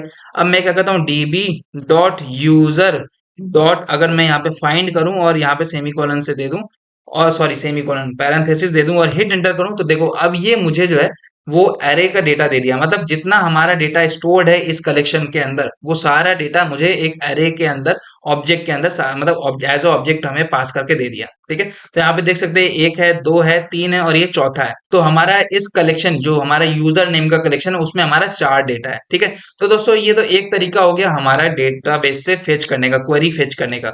अब हम लोग दूसरा तरीका देखते हैं यहाँ पे। तो जो दूसरा तरीका है वो दोस्तों हमारा यहाँ पे प्रीटी प्रिंट करके है, ठीक है। तो ये क्या करेगा आपको, ये भी सेम है, dB dot user dot find और आगे डॉट प्रीटी लगाया जाता है। क्यों, ये क्या करता है, आपको एक डॉक्यूमेंट के फॉर्म में आपको डेटा को अच्छे से शो करता है। ये बस वही काम करेगा जो आपका dB dot user dot find, जो कलेक्शन नेम डॉट फाइंड आपको जितना डेटा फेच करके देगा, फेच करके लाएगा। लेकिन जो डॉट प्रिटी लगाने से आपका वो एक डॉक्यूमेंट के फॉर्म में डेटा को स्ट्रक्चर्ड वे में आपको शो कर देता है। तो चलो इसका एग्जांपल लेके देखते हैं। यहाँ चलेंगे, सेम चीज यहाँ पे जाएंगे। अब देखो ये पहले इस तरह से दिखा रहा था, अब मैं यहाँ पे जाकर के .PRETTY प्रीटी करूँ और हिट एंटर करूँ, तो अब आप लोग देखो यहाँ पे आपको जैसा पहले यहाँ पे दिखाएगा वैसा दोस्तों आपको तो दिखाएगा, ठीक है। लेकिन आप लोग का जब ये चीज जब आप लोग जैसे मैं क्या बोलूँ, आप लोग अगर एपीआई कॉल करेंगे तो एपीआई कॉल में जो आपका डेटाबेस जिस तरह से दिखाएगा वहां पे आपका यूजर को उस फॉर्मेट में दिखेगा, ठीक है। तो ये यहाँ पे आपका कंसोल में आपको उतना चेंजेस पता नहीं चलेगा, आपको लग रहा होगा कि भैया ये तो सेम चीज है, लेकिन आप लोगों को ये चीज जो है वो मोंगोडीबी जब हम लोग इंटीग्रेट करेंगे अपने बैकएंड से नोड जैसे, और फिर हम लोग एक एपीआई क्रिएट करेंगे ना, तो वहां पे आप लोग देखेंगे कि आपको जो डेटा है वो एक स्ट्रक्चर्ड वे में आपको शो करके देता है, ठीक है। तो इस तरह से दोस्तों आपको यहाँ पे ये डेटा सारे दिखेंगे। तो चलो प्रीति का हम लोगों ने देख लिया। हाँ, अभी आप लोग बोलेंगे भैया आपने ये क्या करा दिया, ये तो नहीं पता चल रहा है डिफरेंस। हम लोग दोस्तों इसको देखेंगे जब हम लोग डेटाबेस डेटाबेस का हेल्प से हम लोग फेच करेंगे डेटाबेस से क्वेरी, और हम लोग एपीआई कॉल करेंगे तो वहां पे हम लोग को यहाँ पे चेंजेस दिखेंगे, ठीक है। चलो अब एक होता है दोस्तों हमारा find one document, find all जो हमारा सिर्फ फाइंड है, तो वो क्या करेगा सारे डेटा को शो करके दे देगा, सारे डेटा को फेच करके हमें शो करवा देगा। लेकिन अगर आपको सिर्फ एक डेटा देखना है तब आप क्या करोगे, तो हम लोग यहाँ पे यूज करेंगे दोस्तों फाइंड वन। तो यहाँ पे जाएंगे, देखो मैं क्लियर स्क्रीन करता हूँ CLS, और यहाँ पे जाएंगे db.user.find और वन, फाइंड वन कर दो और हिट एंटर कर दो। तो ये क्या करेगा आपको आपके डेटाबेस के जो कलेक्शन में सबसे पहला रो होगा, सबसे पहला डॉक्यूमेंट होगा वो फेच करके दे देगा। बस सिंपल सा काम है, ये सबसे पहला जो डेटा होगा वो उसको फेच करके दे देगा, ठीक है। चलो ये चीज हो गया। अब आपको अगर मैं यहाँ पे जाऊं और यहाँ पे फाइंड कर देता हूँ, सिर्फ यहाँ पे फाइंड करके सारे डेटा को आपको दिखाता हूँ। देखो अब ये आपके पास इतने सारे डेटा है, अब मुझे वैसा डेटा चाहिए जिसका नेम जो है वो डैनी कोडर है, डैनी कोडर है, ठीक है। ये जो नेम है डैनी कोडर है। तो अब मैं चलता हूँ यहाँ पे क्लियर स्क्रीन करता हूँ CLS db.user.find वन, क्योंकि मुझे एक यूजर फाइंड करना है फाइंड वन, और यहाँ पे मुझे एक ऑब्जेक्ट पास करना होगा, क्योंकि अब मुझे उस की से जो हम लोग जेसन ऑब्जेक्ट का की वैल्यू पे स्टोर किए उस की से हमें फाइंड करना है। तो यहाँ पे जाएंगे, यहाँ पे नाम लिखेंगे, नेम का वैल्यू मेरा यहाँ पे जो मैंने लिखा था डैनी कोडर वो होना चाहिए, ठीक है। अब मुझे भाई वो डेटा लाके दो जिसका नेम जो है वो डैनी कोडर हो। मैं जैसे हिट एंटर करूंगा तो देखो यहाँ पे डैनी कोडर का सारा डेटा, सब्सक्राइबर दे दिया, फॉर किड्स दे दिया ट्रू, डैनी कोडर का नेम दे दिया और उसका आईडी भी दे दिया। तो इस तरह से दोस्तों आप लोग सब्सक्राइबर से भी फाइंड कर सकते हैं। ऐसा डेटा लाके दो जिसका हमारा सब्सक्राइबर जो है वो 4000 हो, ऐसा डेटा लाके दो जिसका हमारा सब्सक्राइबर 1000 से ग्रेटर देन हो। तो ग्रेटर देन जो हमारा ऑपरेटर वाला होगा वो हम लोग आगे आने वाले वीडियो में करेंगे इसको, ठीक है, कवर करेंगे, डोंट वरी। तो ऐसा डेटा लाके दो जिसका फॉर किड्स का वैल्यू सिर्फ फॉल्स हो, तो वो भी हम लोग शो कर सकते हैं। जैसे देखो यहाँ पे जाएंगे, यहाँ पे नेम को हटा करके यहाँ पे जा करके हम लोग फॉर किड्स कर देते हैं, और यहाँ पे इसका वैल्यू हम लोग यहाँ जाओ भाई और इसका फॉल्स कर दो। एक सेकेंड यहाँ से हटा देते हैं सारे को, FALSE और हिट एंटर करो तो देखो यहाँ पे जिसका फॉल्स है वो मुझे लाके दे दिया। अब ये मुझे वन दिया। अब मुझे अगर मल्टीपल डेटा चाहिए तो मैं क्या करूंगा, यहाँ से सिर्फ फाइंड को हटाकर फाइंड वन को हटा के सिर्फ फाइंड कर दूंगा। तो अब मुझे यहाँ पे जितने भी डेटा होंगे, अब देखो यहाँ पे जिसका जिसका फॉल्स है वो मुझे दिख रहा है। अब अगर मैं यहाँ पे से इसका ट्रू कर दूं, TRUE और हिट एंटर करूं तो अब मुझे यहाँ पे जिसका ट्रू है वो देगा। अब तो अभी क्योंकि डेटाबेस में आपके दोस्तों सिर्फ एक ही डेटा का हमारा फॉर किड्स का वैल्यू ट्रू है, सिर्फ एक ही डेटा का हमारा फॉर किड्स का वैल्यू फॉल्स है, तो इसीलिए यहाँ पे आपको सिर्फ एक दिख रहा है। लेकिन अगर आपका कोई और ऐसा डेटा होता है जिसमें फॉर किड्स का वैल्यू ट्रू होता है या फॉल्स होता है तो आपको यहाँ पे दो डेटा दिख रहे होते हैं, ठीक है। तो इस तरह से हम लोग फाइंड का यूज करके मल्टीपल डेटा को फेच कर सकते हैं, और फाइंड वन का यूज करके हम लोग सिर्फ एक पार्टिकुलर डेटा को फेच कर सकते हैं। तो इस तरह से दोस्तों हम लोगों ने ये वाला सीरीज, ये वाला जो हमारा ट्यूटोरियल था जिसमें कि हम लोग रीड करने वाले थे डेटाबेस से, डेटाबेस के कलेक्शन से, वो हम लोगों ने कर लिया है। अब हम लोग अगले वीडियो में दोस्तों कैसे और क्वेरी, मल्टीपल क्वेरी कैसे करेंगे, कंपैरेटर कैसे लगाएंगे, कंपेयर करेंगे कि ग्रेटर देन लेस देन वाला वैल्यू हमें फेच करना है, तो वो सारा चीज हम लोग करेंगे। तो चलिए दोस्तों मिलते हैं अपने अगले वीडियो में, तब तक के लिए अपना ख्याल रखें, बाय बाय।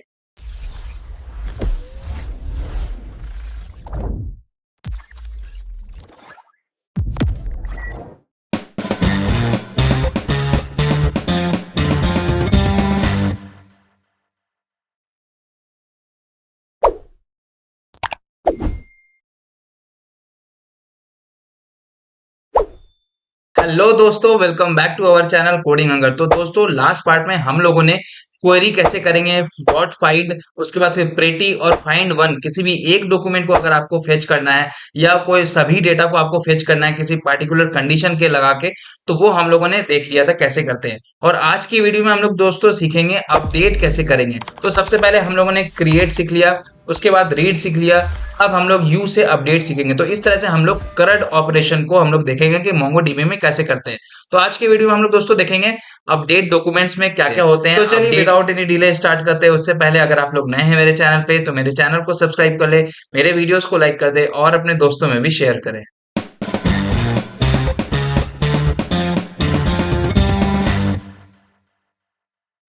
तो चलिए हम लोग देखते हैं कि अपडेट डॉक्यूमेंट्स में इन मोंगोडीबी आफ्टर इंसर्टिंग डॉक्यूमेंट्स, जब हम लोग कोई भी एक डॉक्यूमेंट को इंसर्ट कर देते हैं और बाद में हमको उसको मॉडिफाई करना पड़ता है, उसके वैल्यू में अपडेट करना पड़ता है, तो हम लोग यहाँ पे दोस्तों इस तरह से अपडेट ऑपरेशन लगाते हैं कि वो डेटा मेरा अपडेट हो जाए, उसका वैल्यू। ठीक है, तो ये चार यहाँ पे दो मेनली दो तरीका होता है, एक होता है अपडेट वन और एक होता है अपडेट मेनी। और ये जो हमारा सेट ऑपरेटर है और इंक्रीज ऑपरेटर है, ये हमारा मदद करता है अपने डेटाबेस के जो फील्ड है, जैसे कि अगर डॉक्यूमेंट का जो हमारा फील्ड होगा उसका वैल्यू कितने से इंक्रीज करना है। सेट आपका सबसे इंपॉर्टेंट है यहाँ पे, क्योंकि जब आप लोग अपडेट करेंगे तो आपको सेट ऑपरेटर लगाना ही पड़ेगा।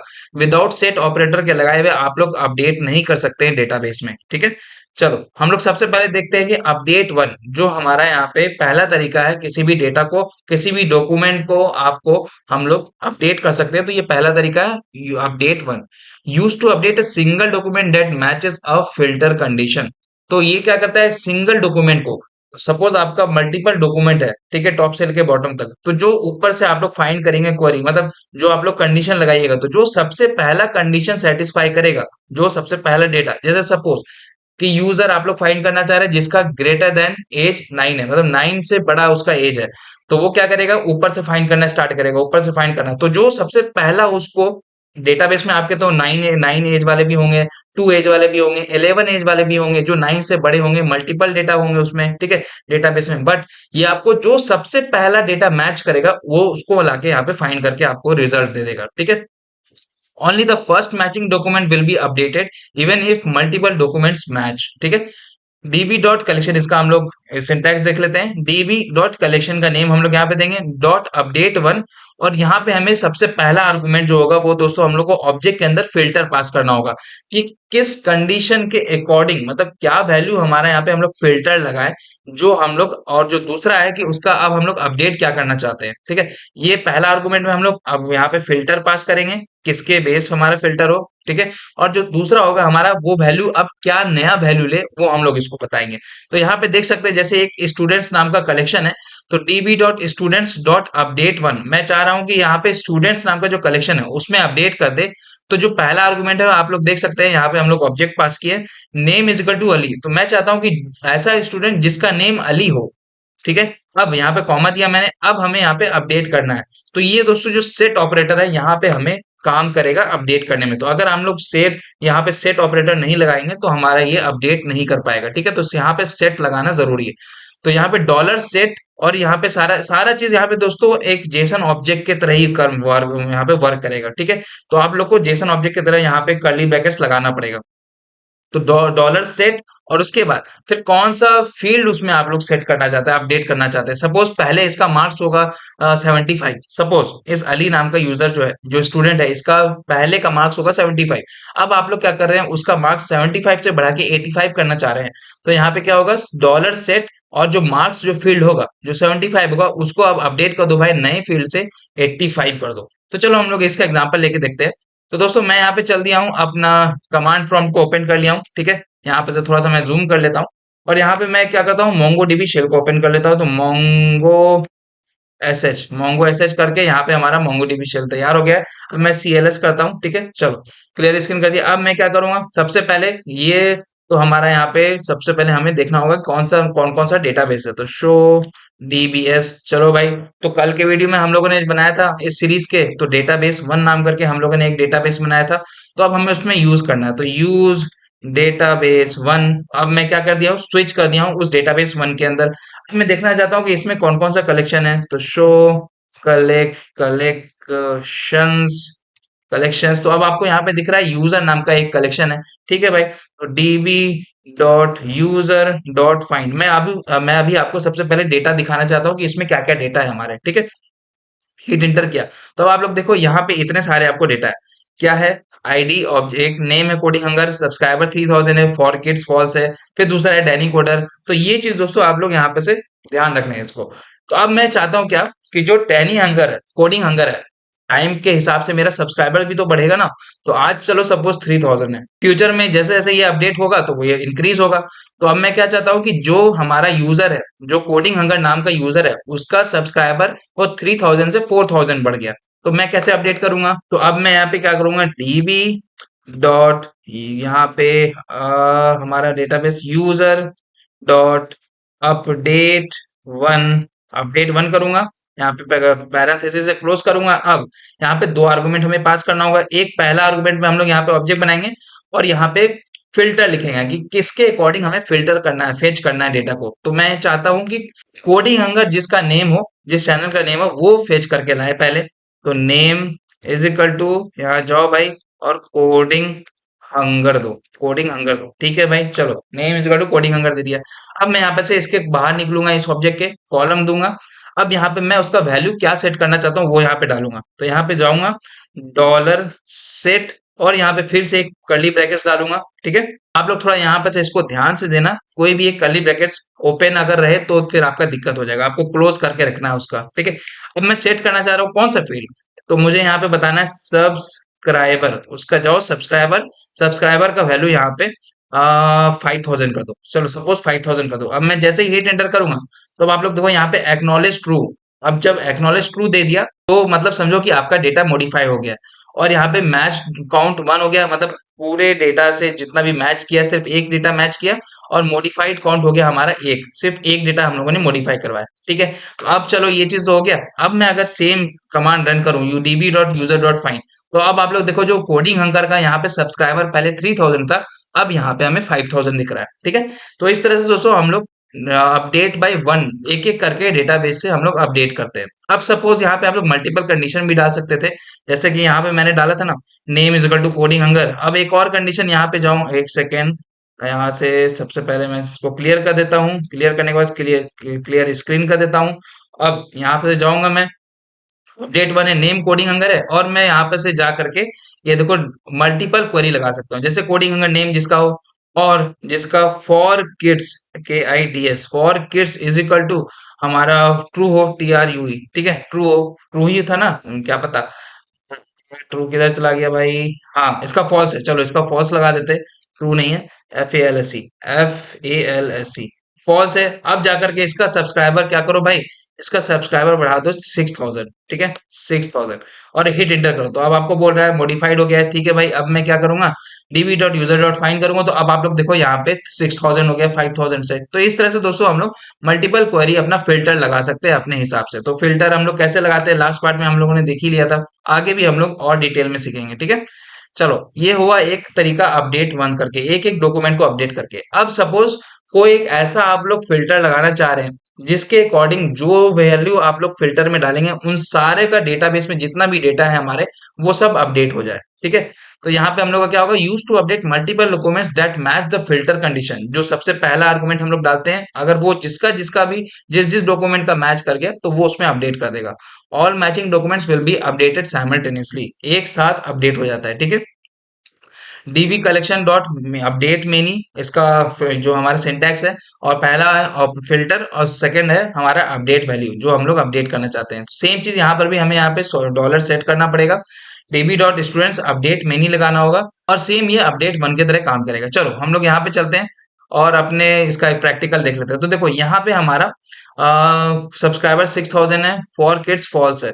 तो मैं क्या करता हूँ कि इसके लिए एक फील्ड इसमें ऐड कर देता हूँ, या नहीं तो इसका अपडेट कर देता हूँ सब्सक्राइबर वन में, कि फॉर किड्स का वैल्यू ट्रू कर दो। चलो यहाँ पे जाएंगे, और अपडेट नेम है ना, यहाँ पे से मैं क्वेरी लगाता हूँ कोडिंग हंगर, और सेट में जाऊंगा मैं, यहाँ जाओ भाई, से सब्सक्राइबर अब हटाओ, सेट में जाओ, और मैं चाहता हूँ कि फॉर किड्स अपडेट हो जाए, फॉर किड्स अपडेट होकर के मेरा फॉल्स हो जाए, ट्रू हो जाए, टी आर यू ई। ठीक है, हिट इंटर किया तो अब आपका ये यहाँ पे okay okay database dB update one, ठीक है। अब मैं यहाँ पे से जाऊं और इसको CLS करूं। ओके, कुछ तो एरर दिया है, कुछ तो एरर दिया है, मैं देख लेता हूँ। सेट टोकन, ओके ओके, एक कर्ली ब्रैकेट हमारा छूट गया, ठीक है। यहाँ पे जाएंगे अब हम लोग, इसको CLS को हटाते हैं, यहाँ से इस तरह से डालेंगे। अब हिट इंटर करेंगे तो अब आप लोग देखो यहाँ पे आपका इंटर कर चुका है।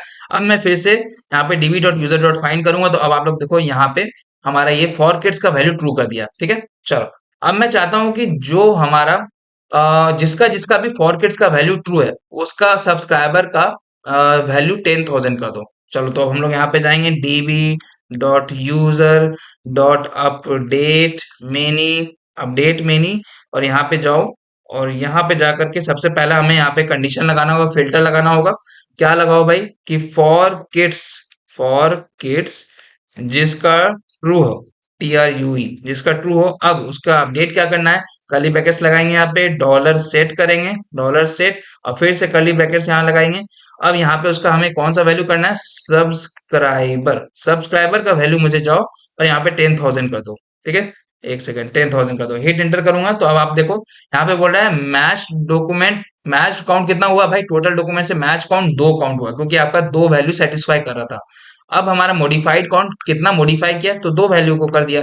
अब मैं अगर डीबी डॉट फाइंड करूँ यूजर डॉट मतलब db.user.find, तो अब आप लोग देखो यहाँ पे इसका सब्सक्राइबर 10,000 है और डैनी गोडर का भी सब्सक्राइबर 10,000 है।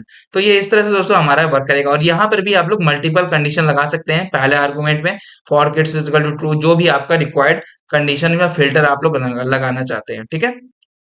चलो, ये चीज तो हो गया। अब जो हमारा आता है सेट ऑपरेटर के बारे में एक चीज और हम लोग जान लेते हैं, वो क्या, कि ये तो यूज होता है मॉडिफाई और add a new field in the document. Suppose आपका कोई वैल्यू उस तरह से नहीं होगा, ठीक है, जो भी आप लोग यहाँ पे कंडीशन लगा रहे हैं, पहला जो कंडीशन जो फिल्टर लगा रहे हैं उस फिल्टर से कोई भी डेटा आपका डॉक्यूमेंट में नहीं रहा, तो ये सेट डालने से ये क्या करेगा ना, ये एक नया डेटा उस फील्ड का डाल देगा। जैसे चलो हम लोग एग्जांपल लेके देख लेते हैं, यहाँ चलेंगे। अब देखो इसमें कोई भी मेरा ऐसा डेटा नहीं है जिसका नेम है, जिसका नेम दानिश या दानिश, ठीक है, जिसका नेम दानिश हो। आप लोग देख सकते हैं इसका शुभम है, डैनी कोटर है, कोडिंग अंगर है, और इसमें तो नेम है ही नहीं। तो मैं क्या करता हूँ, एक क्वेरी लगाता हूँ, दानिश नाम करके फाइंड करो। तो यहाँ जाऊंगा मैं, CLS पहले करता हूँ और यहाँ पे जाओ भाई db.user.update1, अभी अपडेट वन करते हैं, अपडेट मेनी भी करोगे तो वो हो जाएगा, ठीक है। अपडेट वन जाओ और इसमें जाओ, लगाओ कर्ली ब्रैकेट्स लगाएंगे, यहाँ पे नेम का वैल्यू यहाँ पे जाओ और दानिश लगाओ, DNISH, दानिश लगाओ। और और भी अगर आप लोग कुछ डालना चाहें, यहाँ पे मैं मल्टीपल फील्ड डाल देता हूँ ताकि आपको पता चले कि मल्टीपल फील्ड भी ऐड हो सकता है। जैसे ईमेल में जाओ, ईमेल चेक करो कि जिसका danish@gmail.com हो, ठीक है।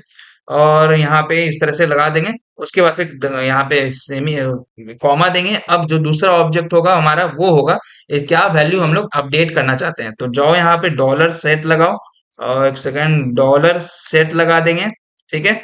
और यहाँ पे इस तरह से इसको बाइंड कर देंगे और यहाँ पे हम लोग कर देंगे कि मोबाइल, MOBILE, मोबाइल नंबर मैं यहाँ पे जा देता हूँ 12345 6, हिट इंटर किया तो देखो ये क्या बोला, acknowledge is equal to true, inserted ID null, matched count zero हुआ है, modified count zero, upserted count zero, ठीक है। तो अब मैं यहाँ पे जाता हूँ, अभी आपको दिखाता हूँ, यहाँ पे सिर्फ db.user.find करो तो अब आप लोग देखोगे कि अभी आपको सिर्फ 4 ही डेटा दिख रहा है। एक चीज इसमें हमें यहाँ पे डालना होगा, वो हमारा एक और थर्ड आर्गुमेंट हमें यहाँ पे पास करना होगा, ठीक है। चलो हम लोग यहाँ चलते हैं और CLS करते हैं, क्लियर स्क्रीन। अब मैं यहाँ पे चलूंगा, दोबारा ऊपर से उस क्वेरी को लिखूंगा, देखो तो ये हो गया हमारा सेट मोबाइल। अब यहाँ पे से जाओ, एक कॉमा लगाओ और यहाँ पे हम लोग एक और ऑब्जेक्ट लगाएंगे, थर्ड आर्गुमेंट, और अपसर्ट का वैल्यू हम लोग ट्रू कर देंगे, TRUE। अब मैं अगर हिट इंटर करूंगा तो अब आप लोग देखो अपसर्टेड काउंट वन, वहां पे अपसर्टेड काउंट कितना दिख रहा था, जीरो। तो अब ये क्या बोला कि अब आपका अपसर्टेड काउंट वन, मैच तो कोई नहीं किया, मॉडिफाइड भी कोई मैच, जब मैच ही नहीं किया तो मॉडिफाइड किसको करेगा। लेकिन हाँ अपसर्टेड काउंट मतलब फोर्सफुली हम लोगों ने उसको एंटर करवा दिया है उस डेटाबेस में। तो अब आप लोग देखो यहाँ पे जैसे ही आप लोग जो थर्ड आर्गुमेंट देंगे, अपसर्ट इज इक्वल टू ट्रू, तो अब मैं थोड़ा सा जूम आउट करता हूँ ताकि आप लोग को एक लाइन में दिखे। यहाँ से चलेंगे, ओके, यहाँ से जाओ, चलो ये आप लोग देखो कैसे किया मैंने। यहाँ पे नेम दानिश, एक ऑब्जेक्ट यहाँ से यहाँ तक हुआ मेरा, कॉमा दिया मैंने, और फिर एक ऑब्जेक्ट यहाँ से यहाँ तक हुआ मेरा, फिर जो तीसरा जो कॉमा दिया, ये तीसरा आर्गुमेंट हो गया हमारा अपसर्ट इज इक्वल टू ट्रू। तो ये क्या कर दिया, हमारा अपसर्टेड काउंट को 1 कर दिया। तो चलो मैं थोड़ा सा जूम इन कर लेता हूँ। अब देखो यहाँ पे मैं जाता हूँ, वही क्वेरी यहाँ पे लगाता हूँ फिर से db.user.find। तो अब आप लोग देखो यहाँ पे एक और डेटा हमारा ऐड हो चुका है, 1 2 3 4 और एक 5, जिसका danish@gmail.com है, नेम दानिश है, मोबाइल 123456 है। तो ये इस तरह से आपका एक डेटा को इंसर्ट कर देता है। तो अपसर्ट इज इक्वल टू ट्रू आप लोग लगाना ना भूले, ठीक है। तो ये हो गया आपका दोस्तों, यहाँ पे इस तरह से हमारा डॉलर सेट वर्क करता है। अब एक और ऑपरेटर है जिसको बोलते हैं आईएनसी ऑपरेटर। ये इसको बोलते हैं इंक्रीमेंट ऑपरेटर, ठीक है। यूज टू इंक्रीमेंट और decrement a numeric fields value. तो इसको हम लोग यूज करते हैं किसी भी न्यूमेरिक फील्ड वैल्यू को इंक्रीमेंट के लिए और डिक्रीमेंट करने के लिए। तो positive number increases the value और negative number decreases the value. तो अब आप लोग यहाँ देख सकते हैं कि हम लोग यहाँ पे अपडेट करना चाह रहे हैं, जिसका जिस यूज स्टूडेंट का नेम अली है, भाई उसका मार्क्स जो है वो 5 से बढ़ा दो। मतलब अगर उसका मार्क्स पहले 85 है, सपोज पहले उसका 85 है, अब जैसे ही हम लोग क्वेरी लगाएंगे तो ये क्या कर देगा, इंक्रीमेंट कर देगा, और वो जो मार्क्स होगा 85, अब उसको 85 प्लस 5 हमारा 90 कर देगा। और सेम यहाँ पर से भी अब आप लोग देखो, यहाँ पे क्या है, जो दूसरा हमारा यहाँ पे कोड लिखा हुआ है, उसमें जो फर्स्ट आर्गुमेंट में है, यहाँ पे हम लोगों ने कोई भी फिल्टर कंडीशन नहीं लिखा। अब ये क्या करेगा, ये पूरे डेटाबेस में उसको अपडेट कर देगा, ठीक है। अपडेट में नहीं लिख रहे हैं हम लोग, अपडेट 1 नहीं। अगर अपडेट 1 लिखते तो पहला डेटा जो भी हमारा उस डेटाबेस उस कलेक्शन में रहता तो उसको अपडेट करता। लेकिन अपडेट में नहीं, क्या कर रहा है, जब आप लोग कंडीशन लिख ही नहीं रहे तो वो उसके लिए हर कंडीशन ट्रू हो जा रहा है, हर रो का कंडीशन ट्रू। तो ये क्या करेगा, पूरे डॉक्यूमेंट का जो हमारा एज होगा उसका -1 से डिक्रीज कर देगा। तो जिस यूजर का सपोज एज 19 होगा, ठीक है, तो उसका 19 से घटा के 18 कर देगा। जिस यूजर का एज 25 होगा, उसका 25 से घटा के हमारा यहाँ पे 24 कर देगा। तो यहाँ पे डिक्रीमेंट कुछ नहीं होता है, आईएनसी है। अब आप लोग उसको अगर डिक्रीज करना है तो बस नेगेटिव वैल्यू पास कर दो, ठीक है, और इंक्रीज करना है तो पॉजिटिव वैल्यू। चलो हम लोग इसका एग्जांपल लेके देख लेते हैं। तो हमारे पास जो डेटाबेस है उसमें कोडिंग हंगर का वैल्यू है, यहाँ कोडिंग हंगर का जो सब्सक्राइबर है वो 10,000 है। अब मैं चाहता हूँ क्या कि इसका 10,000 से डिक्रीज हो जाए भाई 10 से, बाई 10 से ये डिक्रीज हो जाए। चलो ठीक है। तो db.user.update1, अपडेट 1 में करना चाहता हूँ क्योंकि मेरा एक ही कोडिंग हंगर नाम का है। तो ये ठीक है, यहाँ जाओ, आप लोग अपडेट में नहीं भी कर सकते हो, कोई दिक्कत नहीं है। अब मैं यहाँ पे फिल्टर ऑफ कंडीशन लगा रहा हूँ, नेम, भाई नेम जिसका हो coding hunger, coding coding hunger. और अब हम लोग सेकंड आर्गुमेंट लगाएंगे, वो क्या होगा, वो हमारा dollar dollar I N C, ठीक है, dollar I N C increase कर दो भाई। यहाँ पर भी अब हम लोग को एक ऑब्जेक्ट डालना होगा। अब किससे इंक्रीज करना है, कौन से फील्ड से इंक्रीज करना है, तो सब्सक्राइबर, एक सेकंड स्पेलिंग सही से डालना, सब्सक्राइबर का वैल्यू यहाँ पर से -10 कर दो ताकि हमारा 10 से डिक्रीज हो जाए। अब मैं जैसे ही हिट एंटर करूंगा तो अब आपको बोल रहा है मैच्ड काउंट 1 और मॉडिफाइड काउंट 1। अब मॉडिफाई कर चुका है। तो मैं फिर से जाकर के अगर दिखाऊं db.user.find, तो अब आप लोग देखो यहाँ पे कोडिंग हंगर का सब्सक्राइबर जो है वो 9990 हो गया, मतलब 10 से घट गया। अगर मुझे 10 से बढ़ाना होता तो मैं प्लस वैल्यू यहाँ पे पास करता है, सब्सक्राइबर इज इक्वल टू 10 पास करता, ठीक है। तो ये इस तरह से दोस्तों हम लोग आईएनसी ऑपरेटर का इस्तेमाल करते हैं। तो अब आप लोग इसको कंबाइन भी कर सकते हैं, ठीक है। जैसा कि देखो यहाँ पे क्या है, सेट और इंक्रीमेंट जो हमारा जिसके थ्रू आप लोग अपडेट कराना चाह रहे हैं वो दोनों आप लोग कंबाइन कर सकते हैं। पहला आर्गुमेंट में जो हम लोग को फिल्टर लगाना है, फिल्टर में भी आप लोग मल्टीपल यहाँ पे कंडीशन लगा सकते हैं। नेम हमजा है, जिसका सब्सक्राइबर ग्रेटर देन 10,000 हो, भाई उसी का वैल्यू अपडेट करना है हमें। तो क्या करो भाई, उसमें देखो जो जो यहाँ पे एग्जांपल है वो क्या है कि जो भी स्टूडेंट का नेम हमजा है, उसमें क्या करो भाई, सेट कर दो, अपडेट करवा रहे हैं ग्रेड, अगर ग्रेड पहले से सी है तो उसका ग्रेड अपडेट करके बी कर देगा। और इंक्रीमेंट कर देगा जो मार्क्स, जो पहले सपोज मार्क्स 70 है तो मार्क्स 70 से बढ़ा के 80 कर देगा। तो ये दोनों फील्ड को एक साथ हम लोग अपडेट करवा सकते हैं, ठीक है।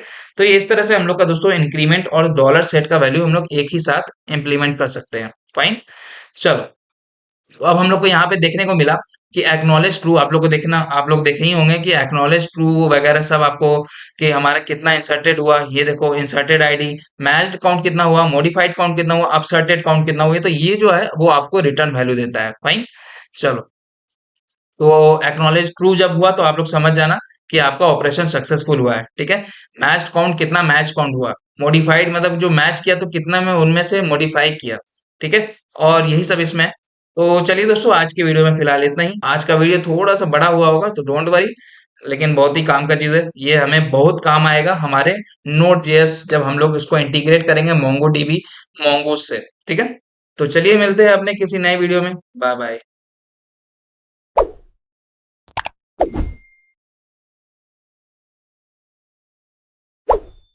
हेलो दोस्तों, welcome back to our channel coding hunger. तो दोस्तों, मोंगोडीबी सीखने की सीरीज में लास्ट पार्ट में हम लोगों ने अपडेट कैसे करेंगे अपने डॉक्यूमेंट को डेटाबेस के अंदर, तो वो हम लोगों ने सीखा था। और आज की वीडियो में अब हम लोग सीखेंगे डिलीट। तो हम लोगों ने क्रिएट सीख लिया, अपडेट सीख लिया, रीड सीख लिया, अपडेट सीख लिया। अब एक लास्ट आता है हमारा डिलीट, जो कि हमारा होता है CRUD ऑपरेशन में इसका फाइनल कंप्लीट होना। चलिए विदाउट एनी डिले स्टार्ट करते हैं। उससे पहले अगर आप लोग नए हैं मेरे चैनल पे, तो मेरे चैनल को सब्सक्राइब कर ले, मेरे वीडियोस को लाइक कर दे और अपने दोस्तों में भी शेयर करें।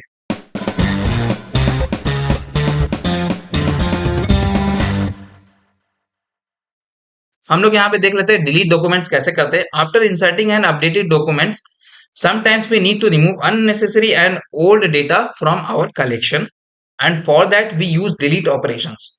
So delete one, delete many, these are the two types of delete operation which we use in MongoDB. Fine, and we will check how to verify delete deletion results. चलो आगे बढ़ते हैं।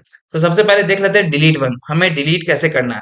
एक डिलीट वन जो है, किसी एक data को हम लोग कैसे अपने डेटाबेस से डिलीट करेंगे। तो use to delete a single document that matches a given filter condition. तो ये क्या करता है, एक सिंगल डॉक्यूमेंट को डिलीट करता है जो फिल्टर कंडीशन को सेटिस्फाई करता है। फिल्टर कंडीशन जो हम लोग यहाँ पे ऑब्जेक्ट के रूप में डालते हैं। If multiple documents matches, only the first will be deleted. तो अगर सपोज आप ऐसा क्वेरी लिख रहे हैं या ऐसा फिल्टर लिख रहे हैं जिसमें और भी उस नाम का यूजर होगा, जैसे सपोज और भी उस नाम का, सॉरी, और भी उस नंबर का या उस टाइप का या उस एज का नंबर होगा, यूजर होगा। ठीक है, सपोज मल्टीपल यूजर हो सकते हैं ना जिसका एज 19 हो भाई। तो जब हम लोग डिलीट वन करेंगे तो ये जो सबसे पहला मैच करेगा उसको यहाँ पे हमें फिल्टर आउट करके देगा।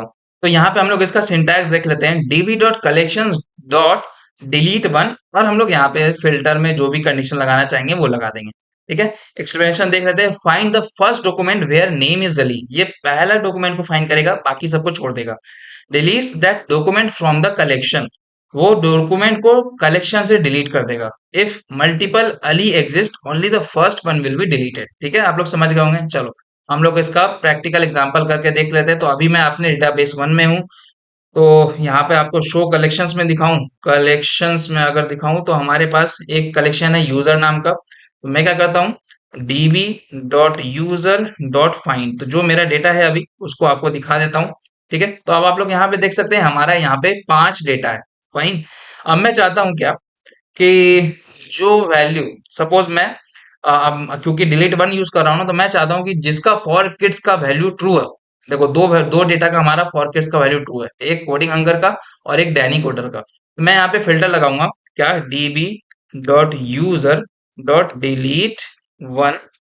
भाई यहाँ पे मैं क्वेरी लगा देता हूँ, फिर यहाँ पे फिल्टर लगा देता हूँ क्या, कि फॉर किड्स का जो वैल्यू जिसका ट्रू हो, फाइन, जिसका वैल्यू ट्रू हो उसको भाई डिलीट कर दो। अब मैं जैसे हिट एंटर करूंगा, यहाँ पे मुझे एक ऑब्जेक्ट दे रहा है एक्नॉलेज ट्रू, मतलब क्या कि ये सक्सेसफुली डिलीट कर दिया है।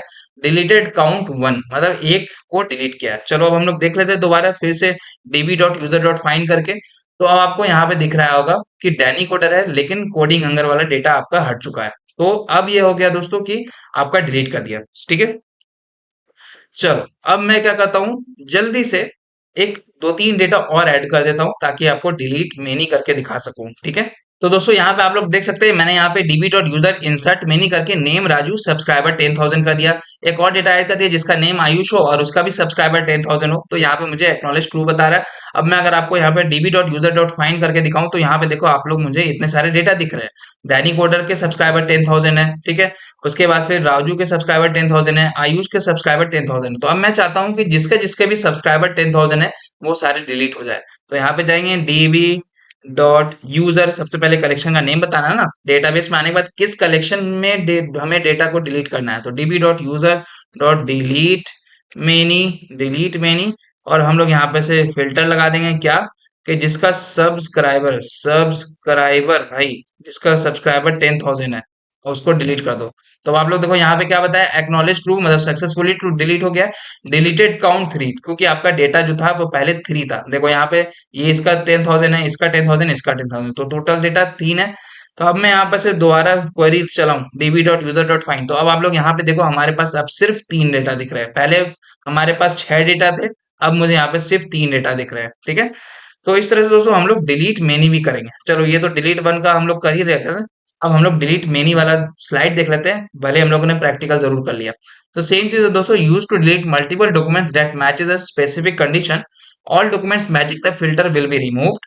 इसका यहाँ पे हम लोग का सिंटैक्स कुछ इस तरह से होता है, और इसमें सेकंड आर्गुमेंट नहीं होता है, इसमें सिर्फ फिल्टर आउट करना होता है आपको। एक्सप्लेनेशन में आप लोग देख सकते हैं। अच्छा हाँ, इसमें और इसमें मल्टीपल आप लोग फिल्टर ऑपरेशन लगा सकते हैं, कंडीशन लगा सकते हैं। अभी तो सिर्फ मैंने यहाँ पे for gates is equal to true आप लोग लगा सकते थे, या सब्सक्राइबर 10,000 लगाया, उसके साथ साथ जिसका नेम भी वो मैच करे, तो आप लोग मल्टीपल यहाँ पर से कंडीशन लगा सकते हैं फिल्टर के अंदर। ठीक है, finds all student whose age is 20, delete all those documents from the collection, तो कलेक्शन से डिलीट कर देता है। ठीक है, अब अब आपको तो ये तो हो गया कि आप लोग क्वेरी लगा लगा के, फिल्टर लगा लगा के अपने डेटा को डिलीट कर रहे हैं। अब अगर आपको उस कलेक्शन से सारे डेटा को डिलीट करना है, तो आप लोग क्या करेंगे, मतलब आप लोग उस कलेक्शन को पूरा एम्प्टी रखना चाहते हैं, तो वो अब उस टाइम आप लोग क्या करेंगे, तो हम लोग यहाँ पे से जो क्वेरी में यहाँ पे फिल्टर में जो कंडीशन लिखते हैं, उसको हम लोग को एम्प्टी पास कर देना होगा। हाँ, आपको कर्ली ब्रैकेट्स भेजना जरूरी होगा। अगर कर्ली ब्रैकेट्स नहीं भेजेंगे तो आपको एरर देगा, लेकिन आपको कर्ली ब्रैकेट्स पास करना होगा, भले आप लोग उसमें कोई भी अपना कंडीशन ना लिखे। ठीक है, तो यहाँ पे डिलीट मैनी पास करेंगे। मैं नहीं चाहता कि हमारा डेटा डिलीट हो अभी, क्योंकि मुझे आगे भी इस वीडियो सीरीज में उसी डेटाबेस से काम करना है। धीरे धीरे हम लोग डेटाबेस से और उसमें एंट्री करवाएंगे, तो इसलिए मैं नहीं चाहता कि इसको मैं रन करूं, आप लोग रन करके देख लेना। ठीक है, this removes every document from the collection, student collection, but not the collection itself. हाँ, के पूरे डॉक्यूमेंट को हटा देगा, लेकिन वो जो कलेक्शन होगा वो वहीं का वहीं रहेगा। ऐसा नहीं कि कलेक्शन को भी डिलीट कर देगा, मतलब टेबल को भी डिलीट नहीं करेगा, सिर्फ आपका उसमें डॉक्यूमेंट को डिलीट कर देगा। तो दोस्तों आज के वीडियो में फिलहाल इतना ही।